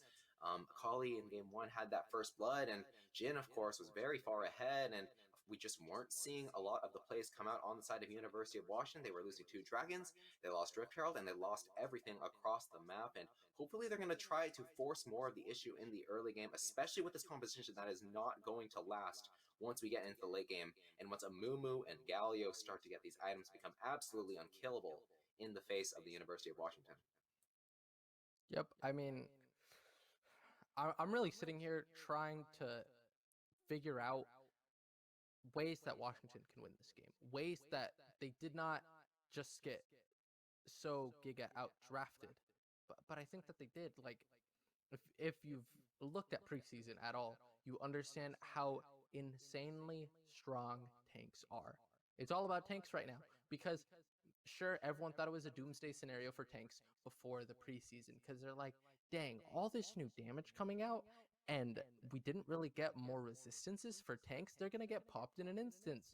Uh, no, because everyone else got damage, but so did tanks. Sunfire Aegis does so much, especially if you're a squishy target. They're just gonna burst you down in seconds. All of a sudden, every single tank just became a tankier bruiser champion. They're just gonna run over you, and it doesn't look like Washington have a whole lot of bulk to resist that Sunfire Aegis damage. But we're gonna have to see as we are getting into the game of Colorado against Washington. We've got the level 1, and everyone looks like they're just sitting on their 5-point protection to make sure that invades don't happen. No one's looking for anything cheeky. We're just keeping it simple. Yep, University of Washington keeping their defense a bit more in line this game around. In the first one, they had that little pocket in the bot side jungle available, and because of that, Colorado was able to create that advantage through that late invade on the red buff, which University of Washington never found the ability to answer back for, and it looks like things are going to be much safer this time around. We've got the 5-point defense ready, and it looks like no invades are going to be happening at this rate so far, and like I said, Amumu's got a great matchup into Kha'Zix, but if Kha'Zix can try to play around some of those windows of opportunity that he has in the early game before Amumu gets those items to go a lot tankier, maybe he can find those advantages. And with him starting in the bot side, maybe those advantages are going to be found in the top lane, which can definitely look to be a bit of a volatile lane whenever Akali's involved. Both top laners, I can imagine, are going to be looking for those aggressive trades, and whether or not either of them come out on top, I think both of them are going to be ripe for the ganking, as Amumu as well is going to be starting in the bot side. Going to solo those Raptors out, and we're going to see whether Carson on this Amumu decides to opt for the full clear or wants to try to contest the Raptors with his solo lane priority against this Kha'Zix. That remains to be seen. Now look at the power of Volibear in the top lane, forcing Akali to back away from this wave with that shield, but she's answering it in turn with that 5-point strike. Doesn't have the grasp of the Undying though, but with the Conqueror, she's going to be stronger in those all-ins that I imagine aren't going to be happening for quite some time, at least until Kha'Zix decides to path up to the top lane as he's making his way to that red buff. But you can see Amumu didn't even want to go for the red buff. He knows he has to be in time for that top lane gank, and he's going to go straight to the blue buff to try to meet the opposing jungler in turn. Yep, it looks like Akali is finding a bit of an advantage over Volibear in the very first level of the top lane, but that's where Akali's stronger. She has a lot of potency on her level 1 because of that 5-point strike. She's able to reset her passive and come in with those nasty auto trades. However, once Volibear ticks 3, he's gonna have his base kit, but Amumu got a little too greedy on his first clear, and it looks like he's gonna pay for it with Kha'Zix. Just gonna get a bit of a cheeky invade, gonna take Amumu's topside jungle, and he's gonna be there in time for that topside jungle gank and potentially get Akali a bit of a lead. Yeah, this is what I was talking about. Kha'Zix, he knows he has to find those windows. Level 3 is one of those windows, and he knows if he can go buff, gromp, buff very fast for Kha'Zix to take because those camps are all isolated, he can be there just in time for Amumu to be doing the blue buff. But Carson, he was trying to double camp, and he was not tanky enough to sustain the gromp and the blue at the same time, and because of that, he had to back away before he could even get killed by the Kha'Zix. But even with the University of Washington not able to find themselves a first blood at that angle, it is going to mean that the Amumu is very far behind at 3 minutes and 40 seconds with just 8 CS against 24 from the Kha'Zix from the University of Washington. He's going to try to pick himself up a Scuttle Crab as consolation, but he's still got his entire bot side available, and Sicko, because his Kha'Zix was taking that entire blue side, those entire blue side camps, he has so much priority to take these aggressive trades and start to work up something of an CS advantage, as he's already got 10 going against his opponent. Yeah, my thought is that Carson might not be the most avid Amumu player, and kind of just saw that he's doing really well in preseason, but hasn't really given him a shot because maybe he thought before, maybe he's played Amumu before and thought that he could do blue and gromp in your first clear, do it healthy. There's some changes to the jungle items, my guy. Jungle paths are different now. You're not as healthy as before, and clearly not even healthy enough to live the gromp blue buff, let alone Kha'Zix invade. So, lesson to everybody, before you play on stage in front of people streaming, maybe test out the champion before you pick him at all. One game even. Yep, that was a testament to one of the changes in the preseason, which was that the healing from those AoE camps was a bit reduced, and now Kha'Zix, he's looking for the early game play. Here it is, the Zenith Blade is going to go wide from Devon's hides the flash, but now Kha'Zix is all by his lonesome in the midst of two in the bot lane, but he's able to pick himself up the first blood. Gonna use the flash to try to get away from that one. It looks like the TP was cancelled, actually. Unfortunately, a Dark Harvest attack going to be picked up by Oshawott. Rax is keeping up the chase as the bot lane is looking very low on the University of Washington. The bandage toss comes out, but does not connect on the champion. Kha'Zix gets blown up instantly. Missing the bandage toss is going to spell death for him as he dives into the University of Washington with no stun and no health and no damage, and that's going to mean 2 kills for the University of Washington and a brilliantly turned around counter gank. Yeah, what a great play by specifically Daniel, because he's the one who stopped Addis's TP coming down into the bot lane. He used that Victor stun to block the teleport, and because if Addis had gone through, that would have been a doom for Washington. All 3 of their members would have been so easily dead, but instead, they kept their numbers advantage. Carson comes in, bites off a little more than he could chew, and, you know, messes up the micro of Amumu a little bit. You know, you miss the bandage toss, the only thing you have to hit, and again, Carson, play a game of Amumu before you play him on stage, please. He might be strong, but you've got to hit your bandage toss. But anyways, so now Washington are in the position that they had to be to win this game. You put your resources into Oshawott, and now he's got the serrated Dirk, and so does the Kha'Zix. As they're entering back onto the Rift, they can now start extending their advantages that they picked up and hopefully do what Colorado did to them back at them. They're going to start trying to choke them out at every turn, and let's see if Washington can get that done. Oh yeah, the tables have definitely turned. As compared to game 1, the early game totally turning on its head, as now it's University of Washington carving themselves out an early advantage shaped by that jungle and how it's able to play out. Kha'Zix doing very well to invade the Amumu and find him doing those buffs and force him away, and because of that early priority, he was able to find those 2 kills in the ball lane, and that's going to mean that the University of Washington are picking up those early game dragons, as now Addis has got the mid lane pushed out, and that's going to mean that he's able to check the dragon being taken, and Addis on his way is going to mean that Kha'Zix is forced to back away from this dragon take, and now it looks like Colorado feeling pretty ready to start this one, as they have ball lane priority as well. And now what looked like a bit of an opportunity for the University of Washington is going to mean another early game dragon going the way of the University of Colorado. They went 4-0 in dragons in game 1, and now they're starting to set up another advantage in game 2 as well. And University of Washington got to start to pick up the slack in other sides of the map with that dragon going down. Yep, I mean, Colorado, you know, they didn't have the early gold into bot lane, but they still somehow got the dragon. So that's a little concerning coming out of Washington, because you'd hope that with their advantages, they would be able to start choking out these neutral objectives, but it looks like Galio's going to be able to get this engage onto Oshawott. Yeah, here's the play again. Carson finally going to hit that bandage toss onto Valmus Mori. He's going to go down very low, but the bullet time is going to keep the dive away. That damage over time is going to mean that Colorado has to back away from that one. Unfortunately, no one on the University of Washington going to go down in that 3v2 gank, but they're going to be forced to use their summoners, excuse me. Oshawott has to flash cleanse in the face of the Amumu and the Galio, and that's a lot of crowd control on the side of University of Colorado that they have to watch out for. And with both those summoners being used, if Colorado are on top of things, they're going to be looking for this play in the bot lane once again in just a moment.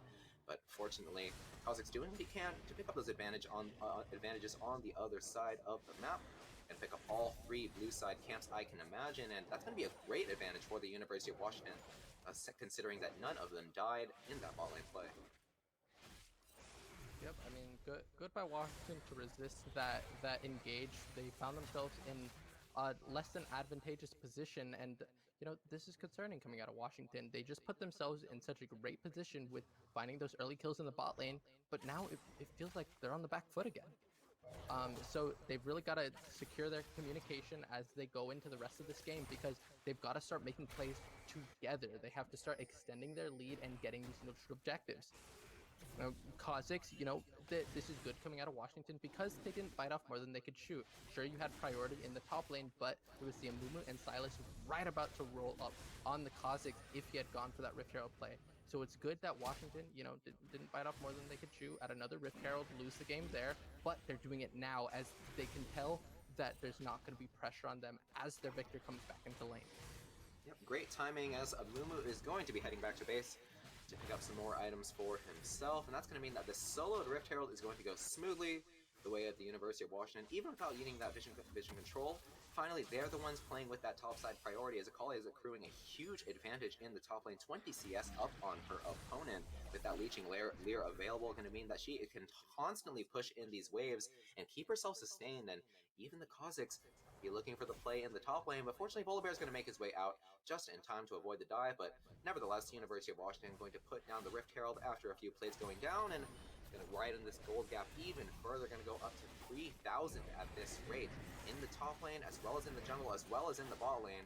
University of Washington winning across the board, but like you said, it's not enough to have a gold advantage. You've got to make these advantageous plays. You can't just let things stagnate and scale into the late game, because that's not where you're going to win.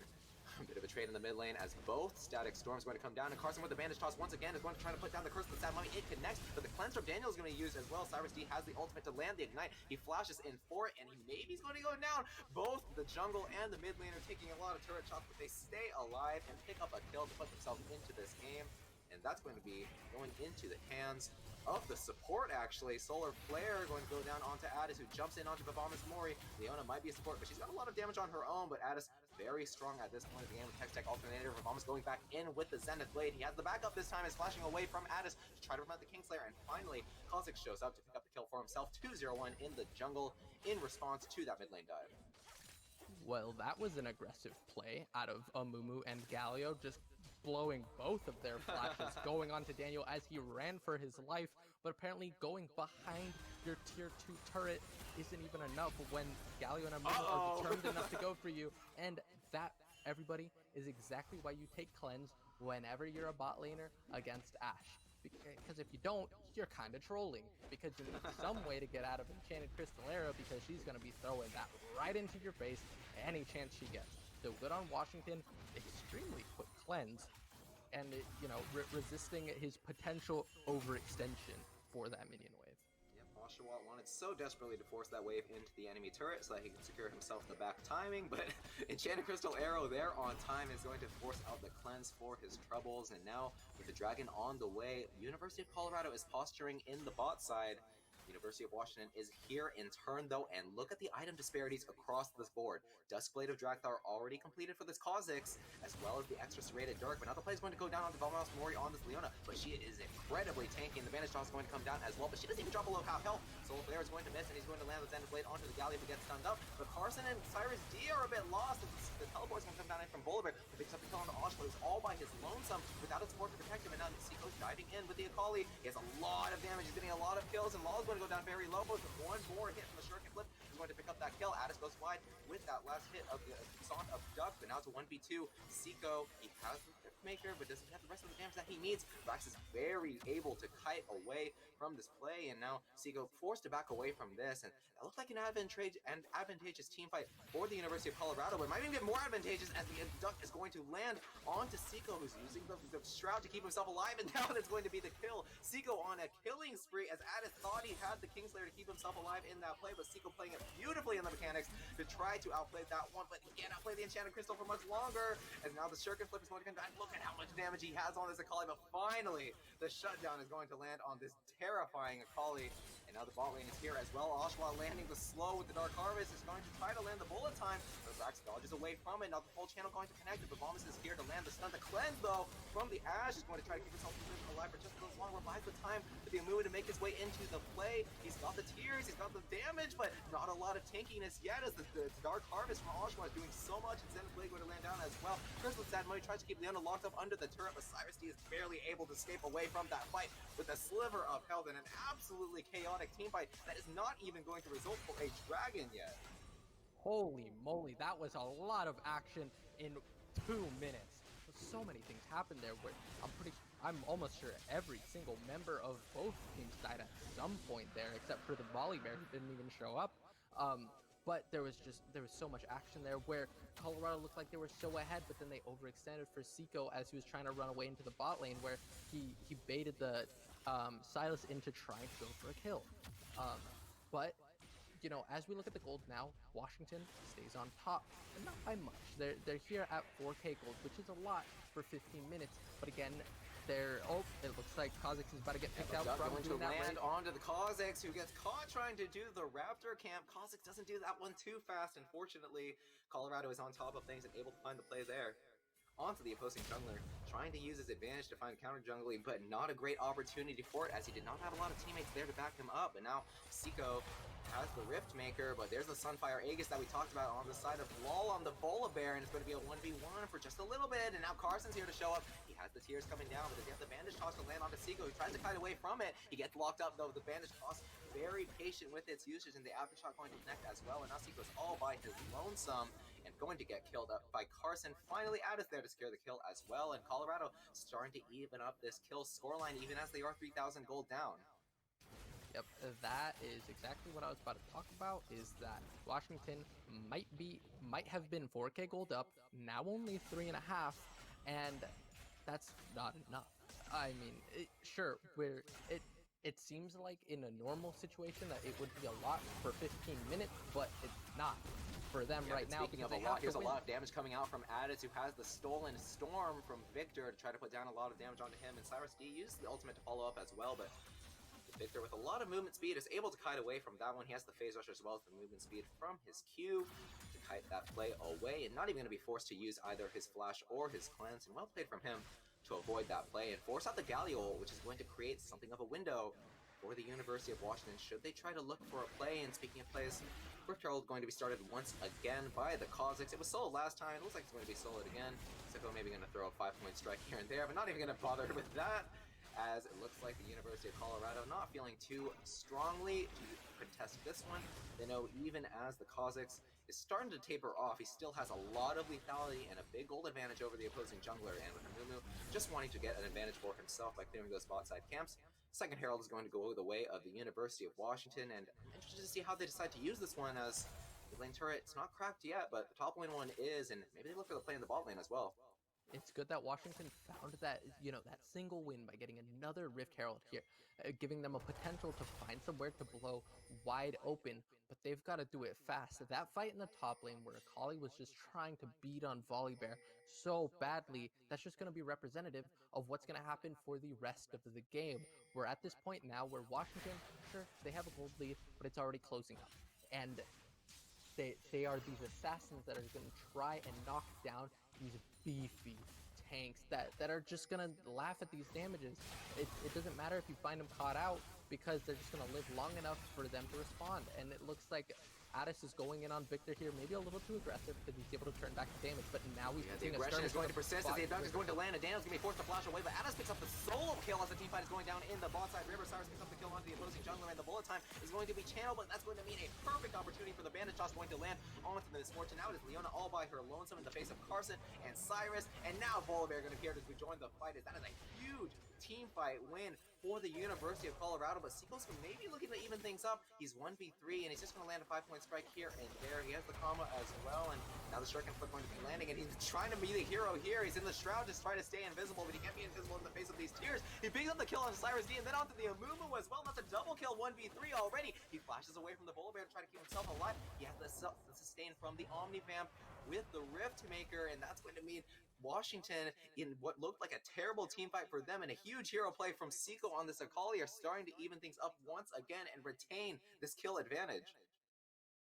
Yeah, again, what's going to happen for the rest of the game, they're too darn tanky. They're so good in team fights. Galio, Amumu, Volibear, they can just sit there, take the damage, and then run you over when they say, oh, you done? You done with your cooldowns? You're over? Okay, you're dead.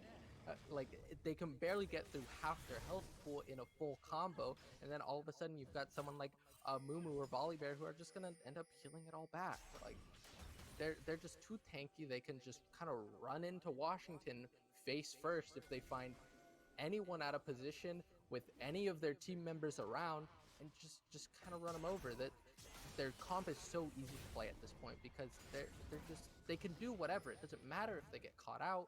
They're so tanky. They don't need the Ashe to put out damage. Amumu does enough. Yeah, we had a big bot lane fight, and here's yet another one. His misfortune is all by herself. Oshawott, without anyone to help him in the mid lane, is going to get locked up with all the CC on the side of the University of Colorado. Now Bolger joined the fight with the teleport.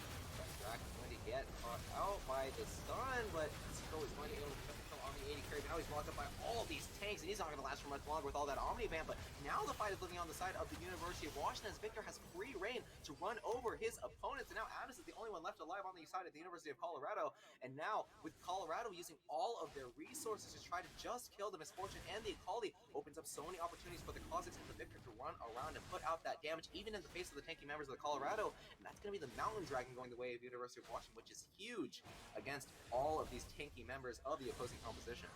That was fantastic positioning by Victor, where he hit every single member of Colorado with all of his cooldowns, whether it's the laser, the giant death circle that he has going on, where he just outputs so much damage, and he is the one non-assassin lethality something win condition that Washington have going for them.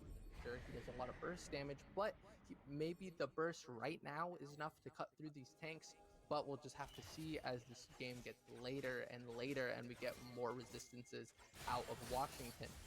The ticking clock for Washington that they've got to be aware of is when this Amumu eventually builds Demonic Embrace, because as soon as we get Demonic Embrace, Amumu starts doing so much more damage, and I'm not sure if Washington can take it, but evidently Victor does enough right now. So hopefully Daniel can find these perfect team fights where he can hit everyone with all of his abilities, because as soon as those cooldowns are done, even a Victor, even with all the damage he can put out, is kind of... Yeah, the team fights are not going to stop, as Rax is going to get caught by the solo player, but has the cleanse to get away from it. Addis tries to find a flank onto the University of Washington, but just walks his way out of that one. It looks like Colorado was not feeling too ready to commit to that team fight in the mid lane. Good on each team, not fighting over nothing. You always want to try to get an objective or something out of these team fights, and Colorado doing a good job just to try to use as minimal resources as they can to get away from that fight, which looked a bit bad for them as it was on the side of the University of Washington. And throughout this early mid-game, we've seen so many team fights, and I think some of the important takeaways from them are how University of Washington has not been able to play into these team comps.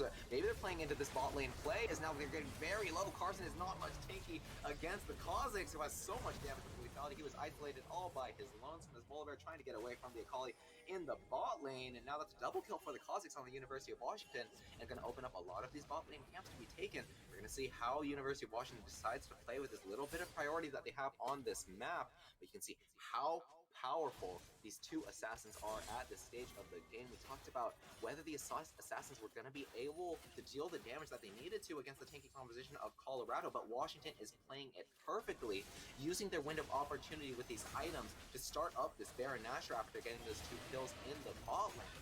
It doesn't matter that the Colorado picked up these tanky champions if they don't have the items for it, and because of that, Kha'Zix with 2 items and Akali with the Riftmaker and the Demonic Embrace completed are going to absolutely shred the members of the University of Colorado. And look at Siko keeping the members of the University of Colorado at bay all by himself, as the rest of the 4 finish off that Baron Nashor uncontested practically, as Carson is now going to land the Vanish toss onto the 80 carry. As Siko's 1v3ing in the river, he's keeping himself alive under the shroud, but Carson not going to be able to 1v3.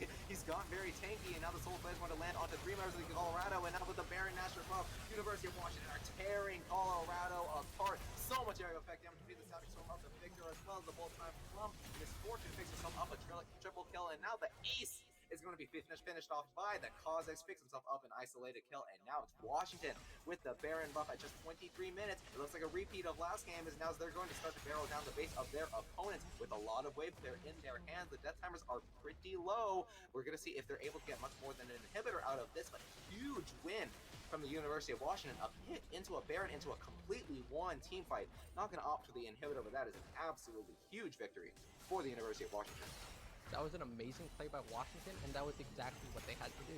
We're in that 20-minute mark where this is going to be the breaking point for Washington's comp, and they got a pick, and they were able to get Baron. And like you said, Siko was just sitting there on his Akali, pushing Colorado away, making sure that they could not come in and contest the Baron.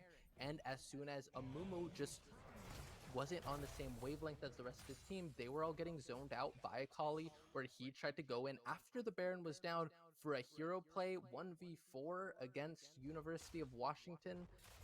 He just went in and I mean, it's kind of hard to call it anything other than an int. Like he maybe thought that his limits were stronger than they actually were. Maybe he saw that giant 59% win rate and thought, well, if something can be this strong, it has to be 1v9, right? So I'm just gonna jump in and do my damage.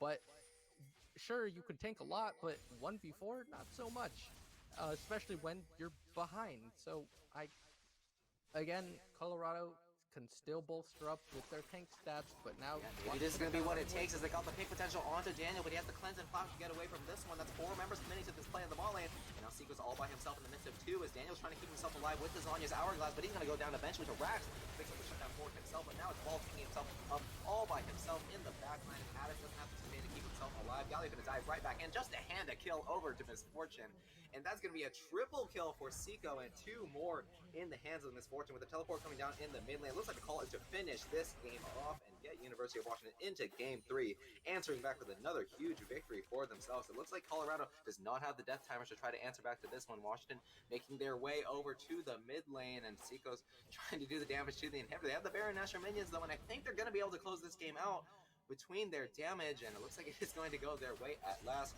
The timers are here on time. They're in the single digits. We're going to have to see if Colorado's going to try to pull off the hero play, but looks like the Nexus is going to drop eventually. The move is going to dive in with that bandage toss for one last hurrah, but Cyrus, but the taunt is not going to be enough, and now Washington going to even things up in this series 1-1 with an equally crushing victory. Yeah, that was an amazing play by Washington, and it all came down to those 2 picks before Baron. Because the timers were ticking. Colorado was about to scale up. They were winning all the fights. But Washington found the perfect pick to get Baron and spiral the game out of control. Because like I said, it was that 20-minute mark where Washington had to find their way into this game, their way to win, and they did. At 23 minutes, they got that Baron, and they were able to just constantly force the issue back onto Colorado where they could not respond. Honestly, a lot of that game it came down to Carson. His inexperience on Amumu really showed, and the jungler of University of Washington, he's just kind of a long string of numbers, but the Kazakhs was just, he did such a great job of abusing that that early level of jungler where Kazakhs was able to just completely get an advantage over Amumu. 8 CS to 24. That's where the game really started spiraling. Then we had the early kills in the bot lane where we had the 2 serrated Dirk advantage over Colorado. And then the game started getting hazy, right? Like University of Colorado started to find their way back into the game. It started looking like last game where Washington was able to draft an early game comp, but they started losing that early game. But this time they kept toe to toe at least. They did not find their way behind, and then they found that perfect pick to win the game. Yep, and I think if there's a big focal point of that game too, it had to come down to execution for both of those teams. We talked about this team fighting composition on the side of the University of Colorado. You just dive in with the bandage toss, you follow up with the Galio ultimate, you follow up with the Ash Arrow, you follow up with all of this crowd control and team fighting power, but they weren't able to create those opportunities for themselves. They had the diving in, they had the CC part, but they were really all over the place when it came to those team fights. And I think one of the biggest giveaways of that was in that Baron Nashor retake, where Mumu dived into 4 people by himself while the rest of his team was trying to handle Seeko on the other side, and a lot of that utility that Amumu provides between the Curse of the Sad Mummy was wasted, and that ended up being a lot of the story throughout this game too. A lot of these team fights being botched, not played correctly, not finding the priority targets that they needed to on the side of the University of Washington with that crowd control. But on the other hand of bad execution, there's the great execution from the side of the University of Washington. We thought that they'd have a really difficult time playing into the composition of the University of Colorado with how many tanky members they had, but University of Washington knew their windows. They knew when they could play with their aggression, they knew when they could wrestle that priority away from their opponents, and they knew when they could use that double assassin core to try to find these picks, and they had the best opportunities for it. It was before these dragon takes, or whether it was before that Baron Nashor that ended up ending the game for them. Yep, I mean, Washington, great job. Really defied expectations with this comp. Like I going into this game, I thought it was super outdrafted. And I mean, I still kind of hold that opinion. I think if you go anywhere past the mark where you got Baron, and if that pick did not happen, game goes out of control. But they found a way to stick their way into the middle of the map, split Washington's forces so that they were able to create this pick, and then they blew the game wide open. Amazing job. But there are still a lot of concerns in that early game where they had this comp, but they didn't make things happen for a long time. Uh, Again, I want to focus on that moment after they got that double kill in the bot lane. Kha'Zix and MF come back with the serrated Dirk, but Washington and Colorado are just sitting there toe to toe. So they've got to make these things happen even earlier. I think going into this next game, because I think that what we're gonna see is the adaptation of Colorado picking tankier champions that maybe a little more familiar with. Someone that Carson is really going to be able to dominate with in the jungle, a pick that he's more comfortable with. And once you see Carson comfortable with this pick again, then you're not going to see these misplays that gave Washington a lead. And Washington is going to have to create these leads on their own. So I, I think they can win with an early comp, but they're going to have to be way more active and way more on the same page than we saw in the last game. Yeah, meta is important, and we talked about how huge this priority pick in the Amumu was, but you can't just blindly follow it, especially if you're uncomfortable with those champions. You've got to make sure you have that practice. You can't just run around buying Sunfire Aegis and hoping that the game falls into your lap. And I think one of the big things that prevented that inevitability on the side of the University of Colorado was the huge advantages accrued by Seiko on the Akali in the top lane, not just in lane when he was accruing those 20-30 CS advantages, but in those team fights. Even after the fact, when University of Washington, when things looked bleak for them after the fight, he was diving in 1v3, picking up double kills, using his mechanical prowess to create huge advantages even when there weren't any. And I love to see these players knowing so well the limits of their champions. And I think that game was definitely ended up being on his back, because if he's not that huge threat for the University of Washington that's providing that AoE true damage ramped up, amplified, then the game becomes so much easier for the University of Colorado. They just use their area of effect damage to, just shred the rest of the University of Washington. But because of how much of a singular threat this guy was, we saw him always 1v4 in these team fights, using that shroud to buy time, create that space for the rest of his team. It meant that the Kha'Zix and it meant that the victor had all the time in the world in these team fights to find the right position and to find the damage that they needed in these team fights.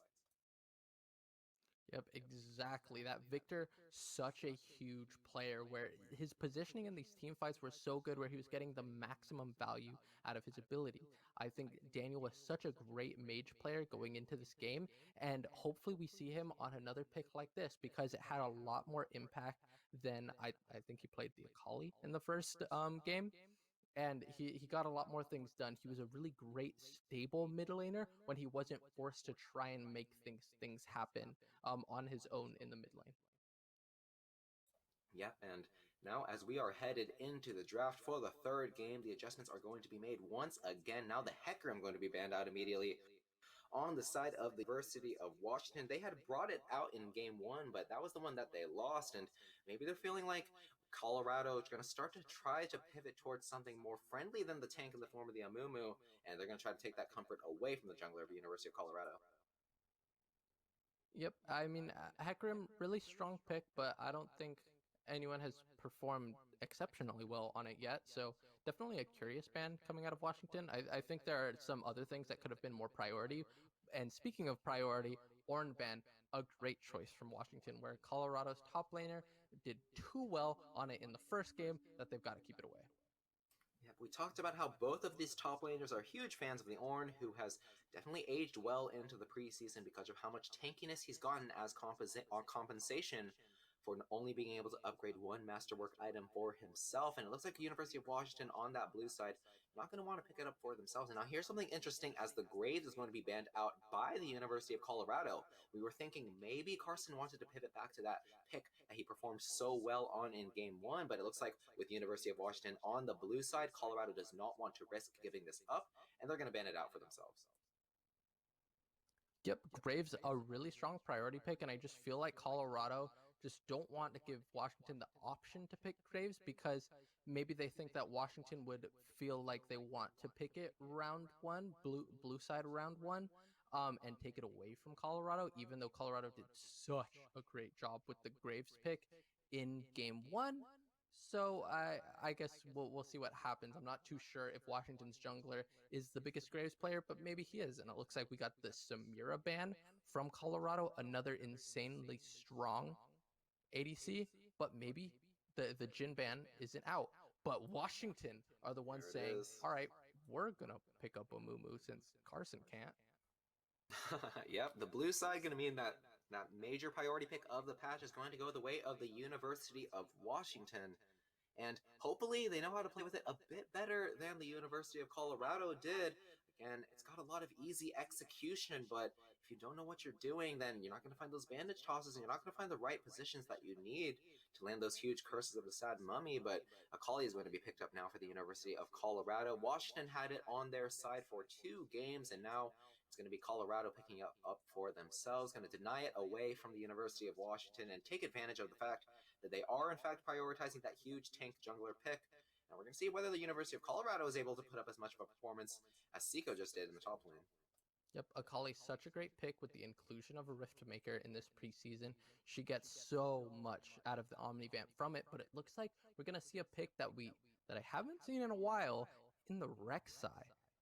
I haven't heard of Rek'Sai doing particularly well in this preseason, but maybe Carson knows something that we don't. Yeah, there are some interesting things you can do with the Rek'Sai with these new items. Of course, there is the Eclipse. If you just want that reliable, consistent, all across the board, great item. But of course, there's the Prowler's Claw as well. I've seen pro players use this item to extend the knockup range of the Unburrow from Rek'Sai, and maybe that lethality option is going to form another double assassin core that University of Washington actually performed so well with. But now Washington looks like they're going to be stealing the comp of the University of Colorado as they pick up the Galio to pair with the Amumu. Even in game one, it was such a great combination. Even if those team fights were losing, as soon as Amumu comes into the backline with that Curse of the Sad Mummy, he locks up everybody to be hit by the knockup from Galio, and Jin's going to be there as well to take advantage of that big tanky front line that he has on his side to lay out in the back and apply that damage from long range. It's going to be answered by the Ezreal now as another safe bot lane pick. Yeah, I really like the draft from Washington because I really liked it from Colorado last game. I think Galio and Amumu are such a great mid-jungle duo right now with the preseason. They're just so tanky and can make so many happen as soon as we pass about 10-15 minute mark.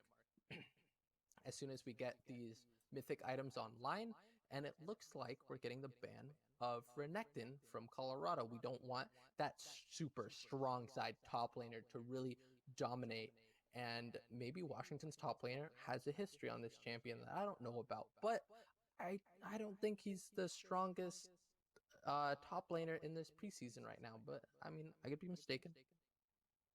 Yep, Colorado looks like they're just going to try to make sure that as they are playing the safe bot side, that Washington doesn't run away too much with the advantages in the top side like they did in game 2. And now the Bard once again going to be taken away from the University of Colorado. We saw a similar second ban phase in the second game. Just going to try to pinch away the support picks that try to synergize with their AD carry and try to force Colorado on something that isn't as comfortable. And Gangplank's going to be taken away from the University of Washington now. Yep, Gangplank, a top laner that I'm pretty sure the top laner of University of Washington plays a lot. I mean, he has to, because another pick that isn't performing the hottest at the start of preseason, but we're going to get the Bard and Alistar bans again out of University of Washington. Don't want that playmaking potential from Colorado's bot laner, and, you know, I respect that because you have to make these early plays for the Rek'Sai to really get ahead and start snowballing the game. So it looks like the roles really have been reversed, where it's now on University of Colorado to make these early game plays where University of Washington can kind of hit the brakes and wait. And another person who really likes to make plays and can really enable someone like a Kali or Rek'Sai is the Shen, because as soon as he gets that R where he can just shield and teleport to any of his allies on the map, he can enable this Akali or Rek'Sai to really go deep and take risky fights. But we're getting a Kha'Zix Yeah, out of the hold on a University of second. Washington. Kha'Zix is a jungle pick, but we've got the Amumu on the side of the University of Washington, which makes me wonder maybe this Amumu is going into a solo lane for the University of Washington. Definitely going to be interesting to see. Of course, the Kha'Zix might be going into the solo lane as well. It's an interesting draft that we've got going on the side of University of Washington. But like you said, Shen, great synergy with the Akali as well as the Rek'Sai stand united, going to enable this playmaking potential and going to mean that Colorado is going to try to answer back in this early game. Now they're the ones with these playmakers and going to be the ones looking for these dives between the Rek'Sai and the Akali, who are so slippery and have so much damage in the early game. But speaking of dive potential, Taric and Galio and Amumu, another huge tanky front line, going to mean that when Amumu and Galio are diving in and applying those stuns and knockups, now they've got invulnerability as well. And that's going to pair with the Kha'Zix, who's also trying to have the same goal of diving in and doing that damage and getting out. And now Washington, they're the ones with that huge team fighting composition that's going to be answered by the brand on the side of University of Colorado. They're saying if University of Washington play these 5-mans out, that's going to mean a 5-man conflagration. That brand ultimate going to do so much damage between all of them if they can get those bounces and can get those passives applied to every member of the University of Washington. Now I've got two very different compositions for each team in Game 3 as compared to Game 2. I really like the Amumu top pick, specifically into the Shen, because not only, Amumu's great, tanky, does a lot of damage with these new items, but specifically into the Shen, one of the things that really keeps Shen safe in lane is that Spirit's Refuge. You really block a lot of damage if you're going against a Renekton or someone else who does lots of damage with your auto attacks. However, Amumu, not so much. Your Amumu tiers are just going to be doing so much percent health damage in these fights with Shen, and Spirit's Refuge blocks nothing. You're going to be taking all that max health damage with no block. All you've got is that shield from your key barrier passive. That's the only defensive ability you've got against this Amumu. Sure, you can get slow from your sword pull through the Amumu, try and get away, but Amumu's just going to throw a bandage toss. He's just going to constantly stay on you, and if he has the Conquer, just going to heal so much. He's just going to constantly pressure this Shen in lane, and if Shen is anywhere but under his turret, Amumu has such a great fight against him 1v1, and even if he is under the turret, just call on your homeboy Galio, ult under, and then you just kill the Shen. I think this is such a great pick specifically into the Shen, and I could not be more excited to watch it play out. Absolutely. Not only that, he's also got the bandage toss and the curse of the sad mummy to interrupt that Spirit's Refuge. Can perform a lot better than a Kha'Zix top might. And I think it's a great adjustment and a great showcase of how much new stuff we've got to see in the preseason. Amumu himself is a niche pick, but to see him in the solo lane now instead of the jungle is not only a great adjustment that we have here in the preseason, but a great mid-draft adjustment to this jungle matchup. And it's going to mean that for a lot of that draft, it looked like the win conditions and those talking points that we had were swapped for these two teams, but now we've got something really interesting as the Kha'Zix is going to be the jungler on the side of the University of Washington in response to the University of Colorado, and that's going to open up a lot of a different dynamic, I think, than it would when it was the Amumu. Yeah, I think Kha'Zix is also a really good pick here for University of Washington, because Kha'Zix is going to be enabled to invade into Colorado's jungle because he's going to have the priority out of Amumu with the advantageous matchup over the Shen. He can just pressure Shen under turret whenever he sees fit, and then the Galio can just shove waves and roam. That's exactly what he wants to do, and he can be there right for this Kha'Zix to get ahead so early. I think this is a great draft out of Washington and a confusing one out of Colorado. Especially and I with think that if this pick Game 3 draft is going to show anything, it's going to show how much execution mattered in that second game. We've got practically the composition swapped compared to Game 2, and now we're going to have to see whether University of Colorado is able to find a lot of those early game looks with that jungle mid unit as University of Washington was in that game too. Rek'Sai and Akali are going to have to work together to make these plays happen, and once again, they're going to have to make sure that the University of Washington does not scale out of control and is able to get those tanky items that they need to completely win out in the team fighting phase of the game. We're going to be headed into the game in just a moment, and now with Kha'Zix versus Rek'Sai, it's going to be a totally different jungle matchup than we had when we had the Amumu in place.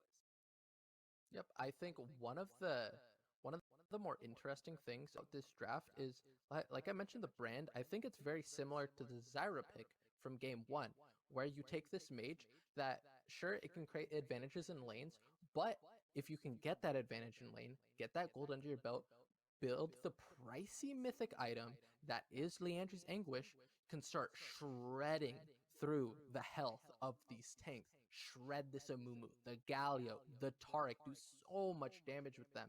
And I think if you can get through laning phase into these team fights where these tanks think they can thrive, if Brand is on anywhere near even footing, maybe he can make life so difficult for Washington.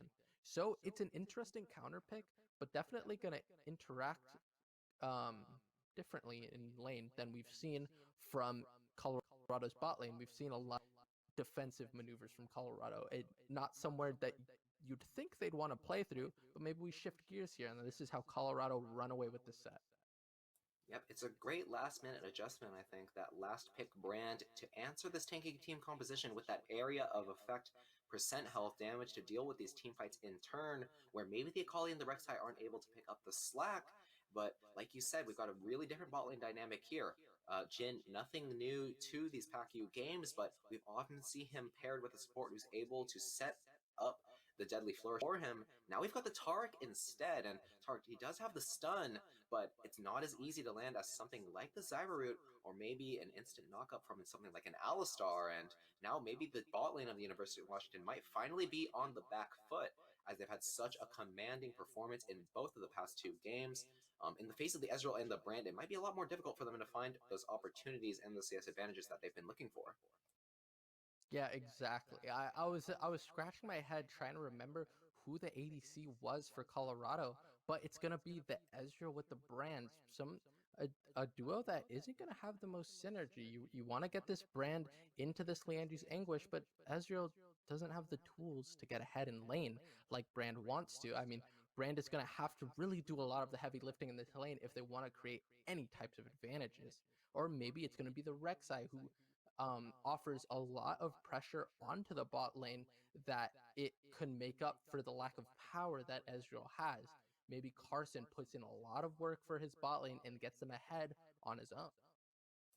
Yeah, I think both junglers have great opportunities to be playing around their bot lane, and something that there's going to be a divergence from a lot of the solo lane pivoting that we've seen in the first two games. Both of these bot laners have quite a bit of setup.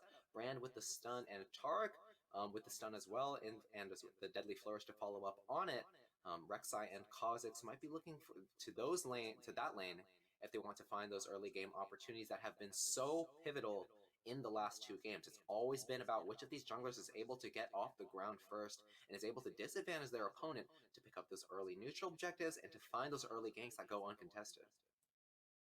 Yeah, exactly. It's all going to be about these neutral objectives in the early game. I mean, Kha'Zix and Rek'Sai are going to have a lot of tools to make things happen early, so it's going to be all about how these junglers start interacting together for who's going to get these dragons and Rift Heralds, or maybe just who's going to be in the right position at the right time.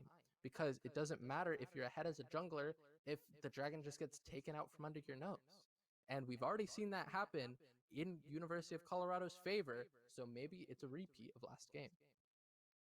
Yep, in the first two games, we had the Graves versus Hecarim matchup, both of them with a bit more mid-game options to mean that they don't have to look for these plays in the early game, and game two as well, it was Kha'Zix making those plays in the early game in the face of the Amumu. Rek'Sai and Kha'Zix are both very much focused on that early game power, and whether they're going to be able to find those ganks is going to dictate the course of this game. And once again, so many different lanes to play around and so many different powerful players. We saw the huge performances of the solo laners on the University of Washington, but as well in game one, we saw how much the solo laners of the University of Colorado were able to stand out as well. Yeah, exactly. This mid lane matchup is going to be Definitely very interesting. I think Galio has a lot going in his favor where he can create a lot of pressure here. But we're gonna have to see as we are finally getting into game 3 of Washington versus um, Colorado. So let's see what happens. And it looks like Ezreal's going for a very weak side start and a greedy start of this tier right off the bat, because tier does not offer does not offer the combat sets that a Doran's blade or shield would otherwise, and it's going to make his early laning, his very first couple levels, very difficult for him, as Jhin is going to be putting on a lot of pressure. Yep, and I want to pay attention to where these junglers decide to start. It's going to dictate where the action is going to be happening. We talked about the setup in the bot lane, but what about the setup in the top lane?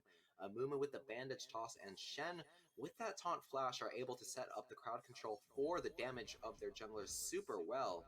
And University of Colorado, whether they're going to be wanting to follow up on the early game pressure in game 1 remains to be seen. And Cyrus is going to look for a cheeky pillar of flame in the mid lane as Daniel is just trying to dance it out, putting up those emotes as Addis a bit more serious on his end, and he's kiting back and forth, making sure that winds of war don't land onto him. But it looks like Rek'Sai's going to be starting in the top side and maybe look for an early game bot gank. Amumu going to be following his pathing in turn, or not Amumu, excuse me. Still used to seeing our solo lane Amumu here. It's going to be Kha'Zix following him in turn. Kha'Zix once again a great user of that path, buff to Gromp to buff. Those 3 single target camps are going to be taken out very quickly by the Kha'Zix. That's going to mean that he has an easier time making his way to whatever lane is going to be played around in this early game. And Rek'Sai, on the other hand, a lot more options when it comes to pathing, can offer those AoE camps like the Wraith that Rek'Sai is starting right now. And for the moment, doesn't look like anything level 2 is going to be happening, and Amumu and Shen, I don't think either of them are going to be trying to make any plays happen in the early game, and for that reason, Kha'Zix isn't going to try to make that early game gank path happen. He's just going to full clear his blue side camps, and once again, in the bot lane, a lot of aggression on the side of the University of Washington. Oshawott knows how much better he is than his opponents, and is going to make sure that he's pushing them in and trying to force this level 2, but Colorado answering in turn, going to make sure that they land at the level 2 just in time, even if they are pushed in. But it is something of a setup for the University of Colorado as Rek'Sai starts to make her way down to the bot side. Maybe he goes for the blue buff and this is way down there, but because University of Washington was able to get that early push in, they're going to have the ward available as well to spot out the gank paths from the Rek'Sai and make sure that nothing is going to be too deadly in this early game. Yep, I mean, you know, mid lane, it's going to go back and forth constantly, but with the Amumu Shen, sure, Amumu can put some pressure on Shen, but that's going to be later on, because right now, his Despair just does too much damage, but or not does too much damage, instead it soaks too much of Amumu's mana. He's going to be forced out of lane early without his blue buff that he would normally have in the jungle. However, once he starts getting some levels under his belt and has a larger mana pool, he'll be able to take more trades into this Shen. Yep, and here's something that we haven't seen too much at this series. It's going to be a fight over the bot lane Scuttle Crab. Kha'Zix finishing in the bot side, but doesn't have the opportunity to get the gank is going to mean that he has to make his way over to the Scuttle, but because now it's Colorado bouncing back the wave, they have the bot lane priority, and that's going to mean that Rek'Sai is going to be the one to pick up that Scuttle Crab. Gonna look for a gank in the mid lane as well, but he's just gonna be crossing his way over to the top Scuttle, and Kha'Zix unfortunately going to have to cede both of them away, as both Scuttle Crab's going to go the way of Carson and start to build up that early game advantage, even if it's not a buff being stolen away, or like in game 2, the growth of the Amumu being stunted. Just something like that is all it takes for an advantage to start being built up. Yep, this advantage is going to come through for Colorado right now, because they've got you know, a little bit of a gold lead with about 400 going in the way of Colorado. But obviously nothing to really look at so far. But we're getting a huge sizable CS discrepancy from the Shen in the top lane right now. And it's to be expected in the very first levels, but as soon as we get some items and Curse of the Sad Mummy under Amumu's belt, then he can start making things happen. Yep, Shen able to exert a lot of that early game pressure because of his percent health damage, and now he's able to lock down that Amumu with the taunt. But once again, this has been the story of the series. Washington's bot lane creating such an advantage just in terms of CS in the bot lane. And now they're going to get themselves the back advantage. And with the dragon spawning, maybe we're going to be looking for another early game dragon fight. These two junglers being focused on that early game. Hopefully they're going to be trying to fight around something, as there's not a lot of opportunity for ganks in both of these side lanes, but if there is a fight that's going to be happening, I don't imagine that the Kha'Zix on the side of the University of Washington is too excited about it, as he's facing down the serrated Dirk on the side of Colorado with just 2 longswords to answer. Now the teleport is coming down from Colorado. Seiko is looking to use his power to try to beat down the Shen, but now the teleport from the University of Washington is going to be met instead. 5-point strike coming down onto Seiko, who has the Conqueror fully stacked. The taunt is going to try to dissuade the Acolyte from going back in, but it actually is perfectly timed from Galio to finish off the kill onto Addis, who took the shortcut, but he knew he had to get the opportunity if he wanted to find the kill onto the Amumu, and because of that, it spells death for him, and not the top laner of University of Colorado, and Kha'Zix there as well to pick up the 4th blood for himself. And once again, the advantage is going to go the way of University of Washington's Kha'Zix is now maybe looking for something even more. The taunt is going to land onto the Kha'Zix, who Shen tries to flash away, but Kha'Zix has the jump to leap away from the turret damage, and now Shen going to miss out on a lot of minions there, and that's going to be 2 kills for 0 for the University of Washington, and a great showing in the early game so far. That all came down to Daniel's TP. It might have been a little bit later than Addis's, but Seiko, using his heads-up play to just stand in the minions. He knew he had a wall of protection, but it looks like Carson invaded onto Kha'Zix and found an easy solo kill. Yep, the Carson on the Rek'Sai, he wasn't there for the top lane gank, but he knew that Kha'Zix was going to be trying to take those camps on the top side after finishing off that gank, and a great heads-up play from him, a good invade that made great use of the early game advantage that he accrued with those double scuttles, using the increased power with the double serrated Dirks to find the kill onto the Kha'Zix, and that's going to be a shutdown as well, as Kha'Zix was the one to pick up both of those kills in that top lane skirmish, and now the score going to be evened out for the side of University of Colorado, even if the kills aren't even at this moment. Yep, exactly.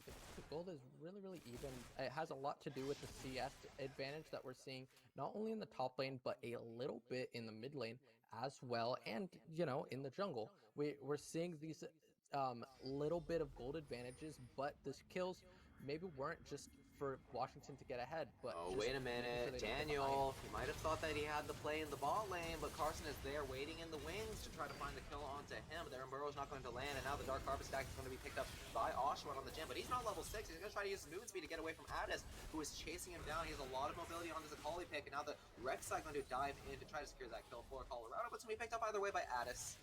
2-2 in this early game, and a good play by Colorado, knowing that Galio is going to shove out that wave and look for the roam, and Carson waiting in the bush as the Rek'Sai waiting for the rest of his team to show up. And even if things looked a bit dark for Cyrus on that brand, the rest of the team was able to follow up, and that's going to be that Infernal Dragon is going to bolster the power of these 2 assassins on the side of Colorado.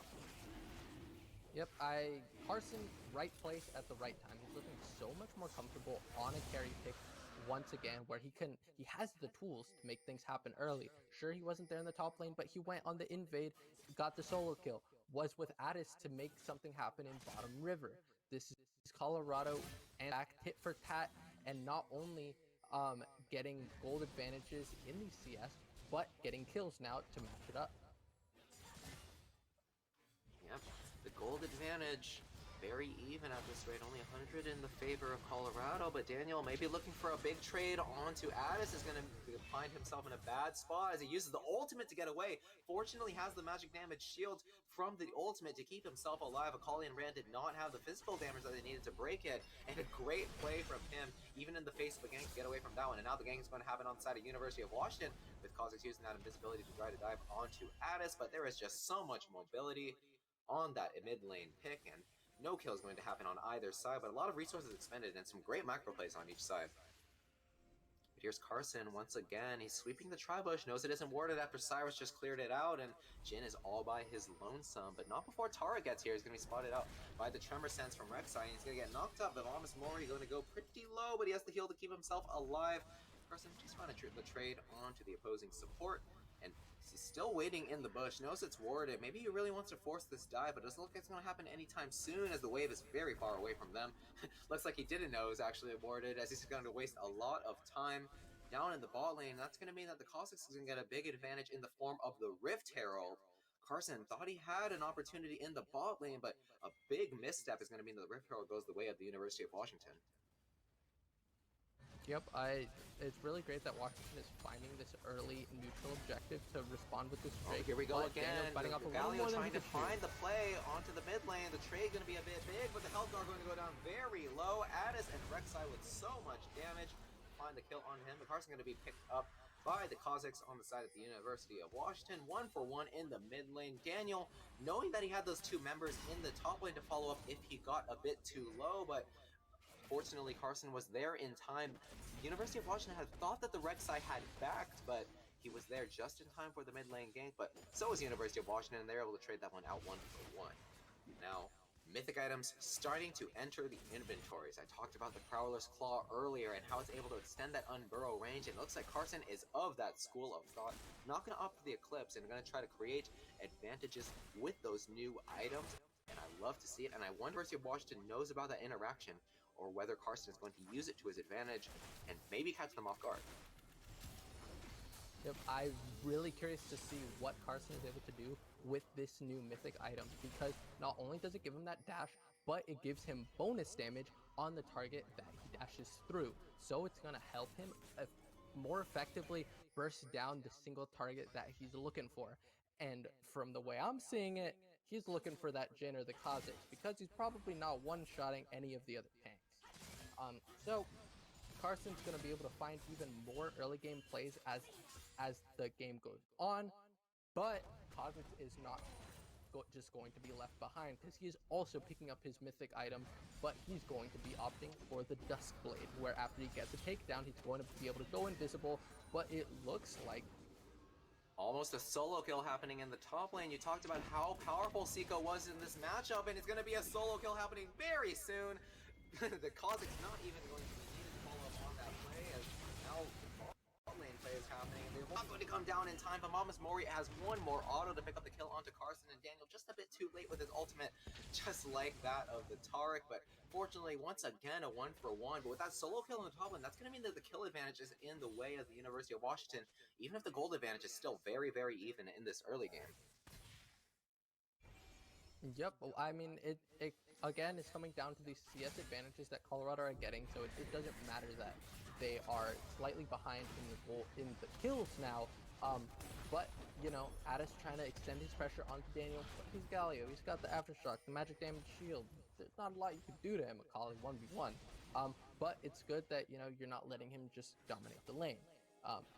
However, we are seeing, once again, mythic items continuing to come out, where this Akali is using her CS advantage to hit Riftmaker before the Galio is able to, but Oshawa's able to almost able to find the kill onto Rat. A curtain call going to come out, and the Spirit, or not the Spirit's Refuge, the Stand United going to come out from the Shen, as well as the Teleport. Now Addis is joining the fight, and Oshawot's forced to flash away, but the stun is not going to connect. A beautifully timed shuriken flip means that 2 kills are probably going to go the way of the University of Colorado. Finally having Addis on a killing spree, and Cyrus picking up the kill onto Oshawott. Daniel once again late to the play. Get the Tondo onto 2, and the Teleport's going to come in as well. It's a 3v2 for the moment. Colorado's bot lane not able to make their way in here yet, but Carson is here as well, and looks like Colorado just going to want to make their way out of here and doesn't want to make any risky plays in the face of the Curse of the Sad Mummy, and going to put themselves up yet another dragon. It looks like, unless Seiko wants to make his way into the pit, he's got a full health bar and he's got full resources at his disposal, but the Curse of the Sad Mummy isn't available quite just yet. Maybe Colorado doesn't know it, but they're really taking their time. They're going to be patient with the play as Seiko is marching forward. The Mummy is very aggressive here, and the Bandit Shots is going to go fairly wide. And now Carson, knowing that the Spanish Toss is out, is going to dive right in with the Prowler's Claw, but he doesn't have a lot of tankiness with that Lethality Mythic item. 4 members of the University of Colorado diving in, but a huge Curse of the Sad Mummy is going to mean that 4 members of the University of Colorado are getting caught up, and that's going to be a huge team fight for the University of Washington, as Mamas Mori and everyone on the side of the University of Washington are diving right in. The Deadly Flourish not even going to be needed to find the kill onto the Ezreal, because that's 4 kills going the way of the University of Washington after the bot lane got picked off, and now the Dragon is going to be evened up for the University of Washington. A huge play from Seiko on the Amuma. He was taking so much time to find the right moment that he needed. He didn't even need the Bandage Toss because the Flash Curse of the Sad Mummy, Colorado was not respecting it. They were not ready for the Amumu pick, and that meant that a huge advantage is going to be accrued by the University of Washington. Yep, University of Washington played that so great, taking complete advantage of Colorado's indecision. Colorado, they were sitting on lower health bars and they just would not pull the trigger. They could not force the issue onto Washington, and when they tried to, they got bitten back too hard. And then the Amumu, as soon as they got in a man advantage, lashed onto Colorado and just took that fight so easily. It was also such a great job of Seiko posturing aggressively so that it made Colorado think that his Curse of the Sad Mummy up, but what he was actually doing was just doing it to buy time. All around, great performance by Washington in that fight.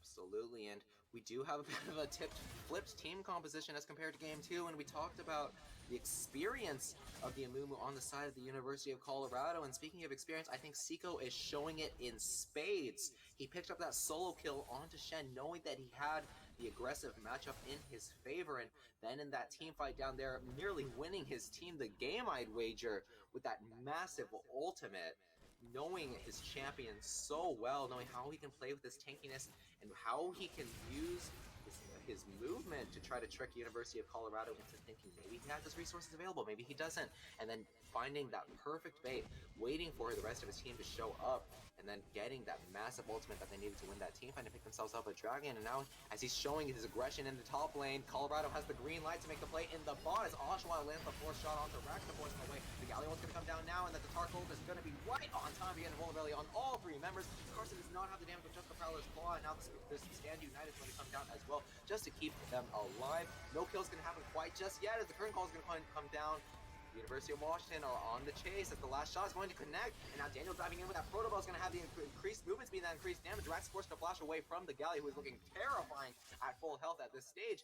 Addis still full health as well, and he has the shuriken clip, but it does not look like he wants to bite on it. He knows that he might get taunted up or knocked up if he decides to do it, and the rest of his team is not ready to follow up there. And Colorado, they're trying to find these plays, but in a 4v2 in the bot lane, how much roaming power is on the side of University of Washington is showing up, and nobody dying on the side of University of Washington. Greedy Colorado trying to make a play on tower dive onto a Taric who has Cosmic Radiance up. He can just say, poof, we're invulnerable, you can't do anything, and now you're getting slapped up by a turret too.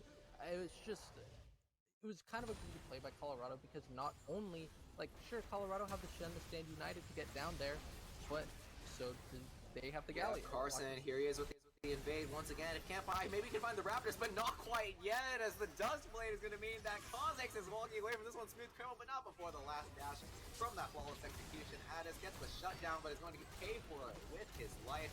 And now Daniel, he doesn't have the mana, but he does have the tankiness, and Oshawa does have the fourth shot to maybe find this kill. But look how much damage Brand is putting out with that passive fire. Stuns up the Galleon. The True Shot Barrage is going to come down as well, and that's going to mean that Washington is forced to walk away from this one. But still, 2 kills for 1 on the side of University of Washington. Kha'Zix backed into a corner in that Raptor pit, but found himself the 1v3 play and almost used that Dusk Blade to get away with murder. And you can see how well these new mythic items are synergizing with these champions, and these picks so well poised to exploit them.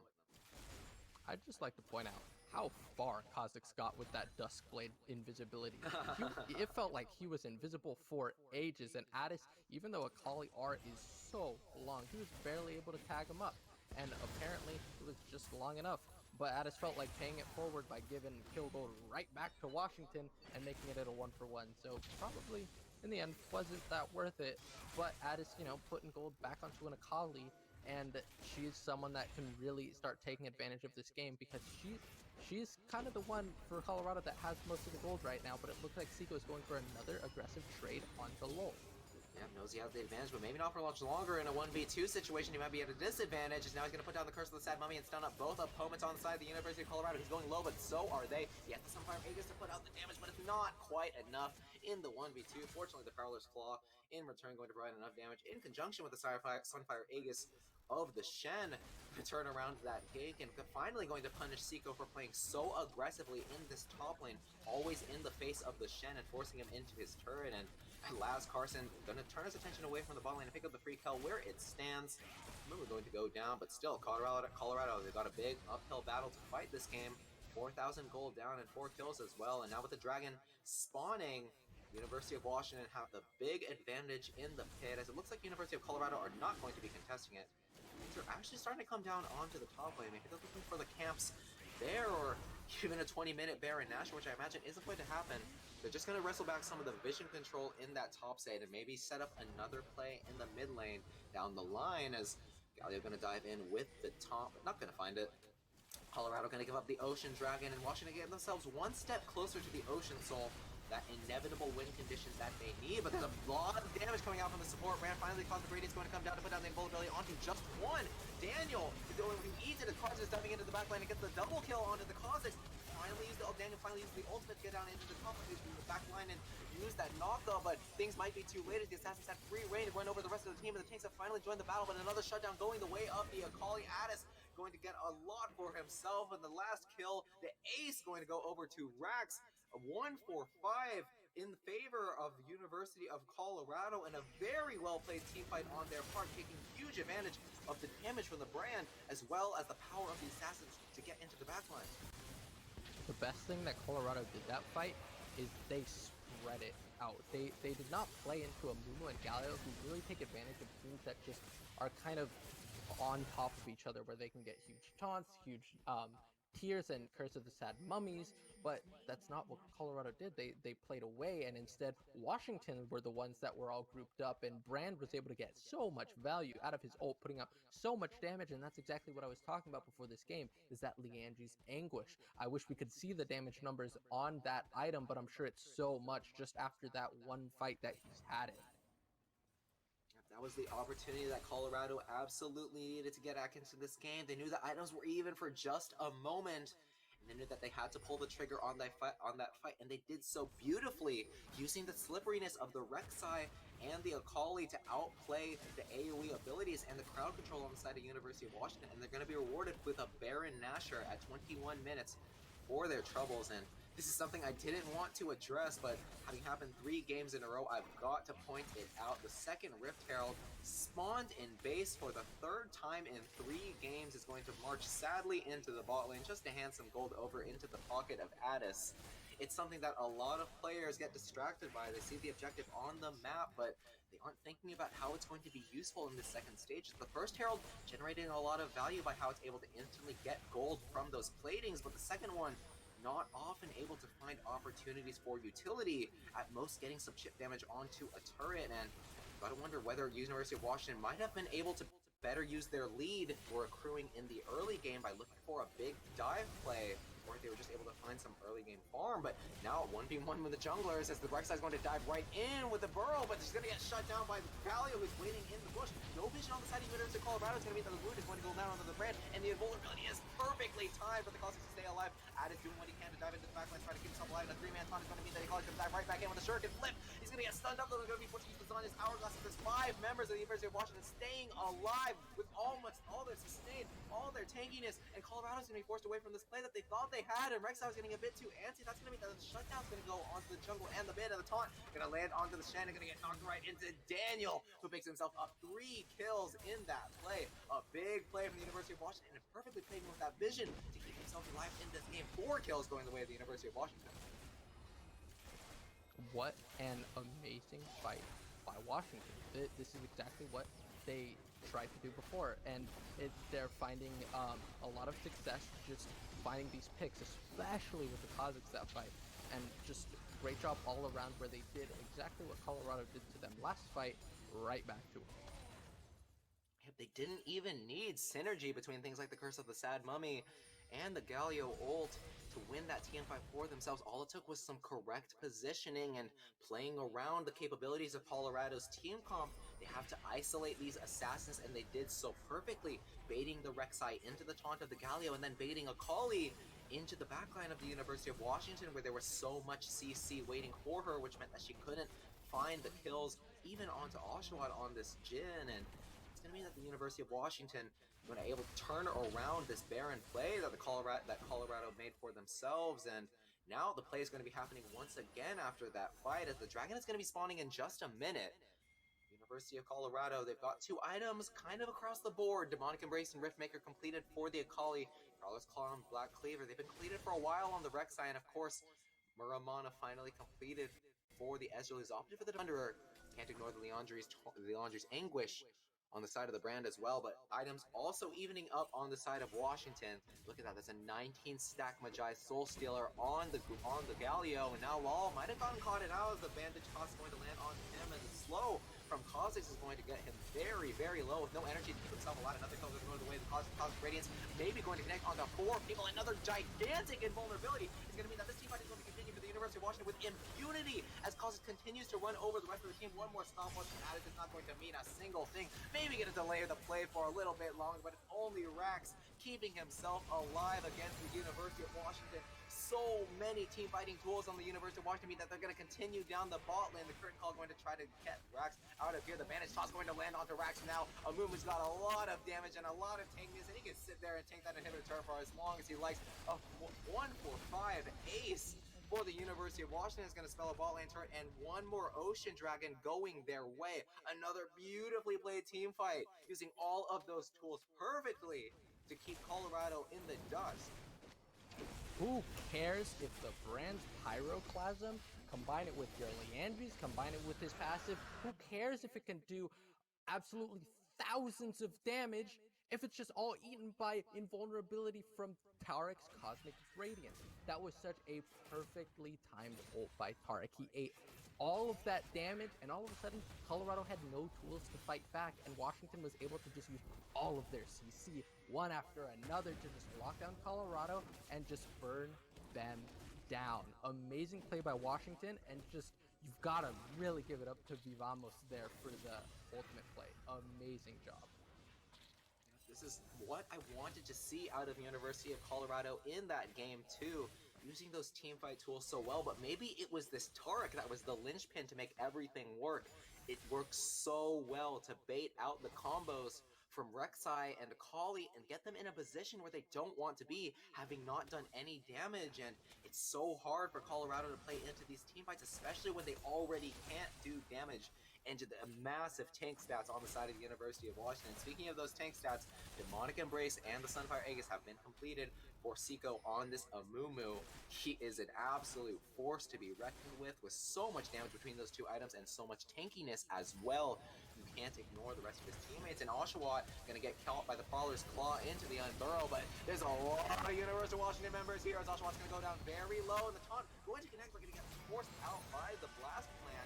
Now Colorado trying to disengage the rest of the University of Washington on the rampage as Kha'Zix flashes in with the empowered W. Spike Rax tries to find the slow, and looks like University of Washington might have invested just a little bit too much, as fortunately University of Colorado not going to go down just yet, but the bandage toss goes wide as Washington's still looking for that re-engage, but this is not the play that they want. They're dancing around the Baron Nashor, but the health bars all across the board are still looking very high. Thomas Mori, he might be looking for the stun onto Carson that would spell a Baron Nashor take down the line, but Colorado, they're positioning. They've got all 4 members here, and now the stun is going to find the Rek'Sai, just like we were looking for. The stun is going to be connected as well from the bandage toss, and Daniel dives right in with that heroic charge.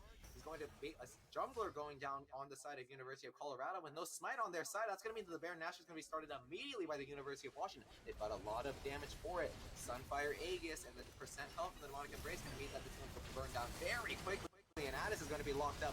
Lal going down, taunted, he's stunned, he's trying to dash away. He does not have a lot of tanking. The invulnerability finally forced out, and the shutdown is going to go down to the Kha'Zix. The invulnerability was perfectly weighted out by Colorado, and that's going to mean that they're going to re-engage into this fight. Seiko keeping himself alive, and Oshawott is full health as well, but Otis was able to tear out a lot of the backline, but not as much as Oshawott. Found a triple kill in that team fight. Now 2 members against 1. University of Washington backing away from this one. They wanted to start the Baron Nashor immediately, but Colorado finally got a clue. Were able to win out somewhat on that 4v5 team fight, even it ended up going even. Yeah, that was definitely unfortunate timing for the side of Washington, because it wasn't just that Colorado re-engaged after the Cosmic Radiance went down. It was that the passive proc from Brand, just all of it exploded right after Cosmic Radiance went down, and all of a sudden their front line got shredded. But after that, oh my god, what Seiko did should be illegal. He just flashed with no health from a bush onto the rest of University of Colorado. Curse of the Sad Mummy did so much damage, and then Oshawott just went boop boop boop, dancing grenade, easy triple kill, and it was just gifted to Washington. and that was just so back and forth. It looked like Washington had it, then it looked like it was over. Colorado coming back, so much damage, and then Seiko said, this is our game to win. This is gonna be our set, and now they are 10 kills up. They are 5,000 gold ahead, and that is it. It might have been a commanding victory for the University of Washington, but if there was anything to take away from that one, it's that Colorado still has a way into this game.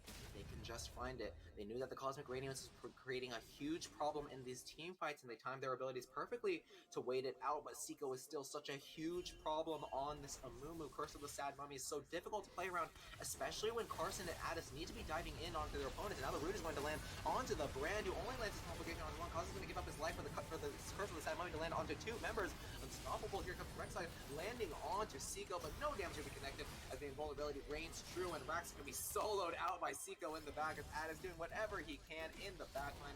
These two tanky members beating him down. He tries to find the kill onto Oshawa, but it's all for naught, as that's one kill for 4 on the side of University of Washington, and they're looking to end this game out, it looks like, or at least pick themselves up in Ocean Soul after finishing off this inhibitor, as there's only Lol on the Shen here to defend this mid lane turret, and he does not have a lot of tools for it. University of Washington, they got a lot of time to work with, and they're going to use their resources sparingly. They've got Amumu soloing out the dragon as they finish off the inhibitor in the mid lane, and now make them their way down to the top lane. They do not want this game to go much further, as now the Ocean Soul is going to be picked up for them momentarily, and now before the Elder Dragon can spawn, they want to use that huge combat advantage to finish this game out. This is easily the most exciting game of Pac-U thus far, where this game is so back and forth. Even though it feels like Washington is in the driver's seat, it feels like they should have more control than they actually do, because sure, they keep swinging at Colorado, but Colorado does not take that abuse laying down. They're constantly hitting back, even if they should be in a position where they should be losing. It really comes down to this Brand and Addis outputting so much damage constantly in all these team fights where Washington should be winning handedly. Colorado just keeps coming back and gives them a run for their money. Yeah, but they come back one more time onto Belamas Mori as they're waiting in the bush. That Denver's going to range through with Cyrus. He finds out the kill on the opposing support, but they walked into the rest of the University of Washington now. And now the curtain call going to pick up the kill onto the Brand. First with Sam might be only going to be needed onto one opponent. Addis is going to be the only one able to keep Colorado in this game. And now Daniel using that increased movement speed to dive in onto these last two opponents. Has the taunt and is not able to connect on the carry, but it is not even needed, as the Ocean Soul is keeping their health bars topped off, and Rax is all by himself to try to defend this base, and now Kozak is tearing him apart with that Duskblade. One final kill, going to be picked up by Oshawa. The ace going to be finished off by the University of Washington. As the game starts to get left, that's going to be a best of 3 victory, 2-1. University of Washington clawing back from a game 1 deficit in a huge way. Washington impressed with this comp. And all I want to say is that this game feels like a little bit of redemption, because I called that Washington got super outdrafted last game. Washington defied expectations, but then they took Colorado's comp and proved that it was just so good with the Amumu and the Galio. But I also want to mention that Amumu pick in the top, sure, it got beat up for the first early levels, but the second Amumu hit level 9, had that full had that maxed Amumu tiers where you started doing so much damage. Had before Sunfire Aegis even came out, completely flipped the lane around, got complete advantage in the top lane, and it was just so good. Beautifully played by Washington, and a great draft.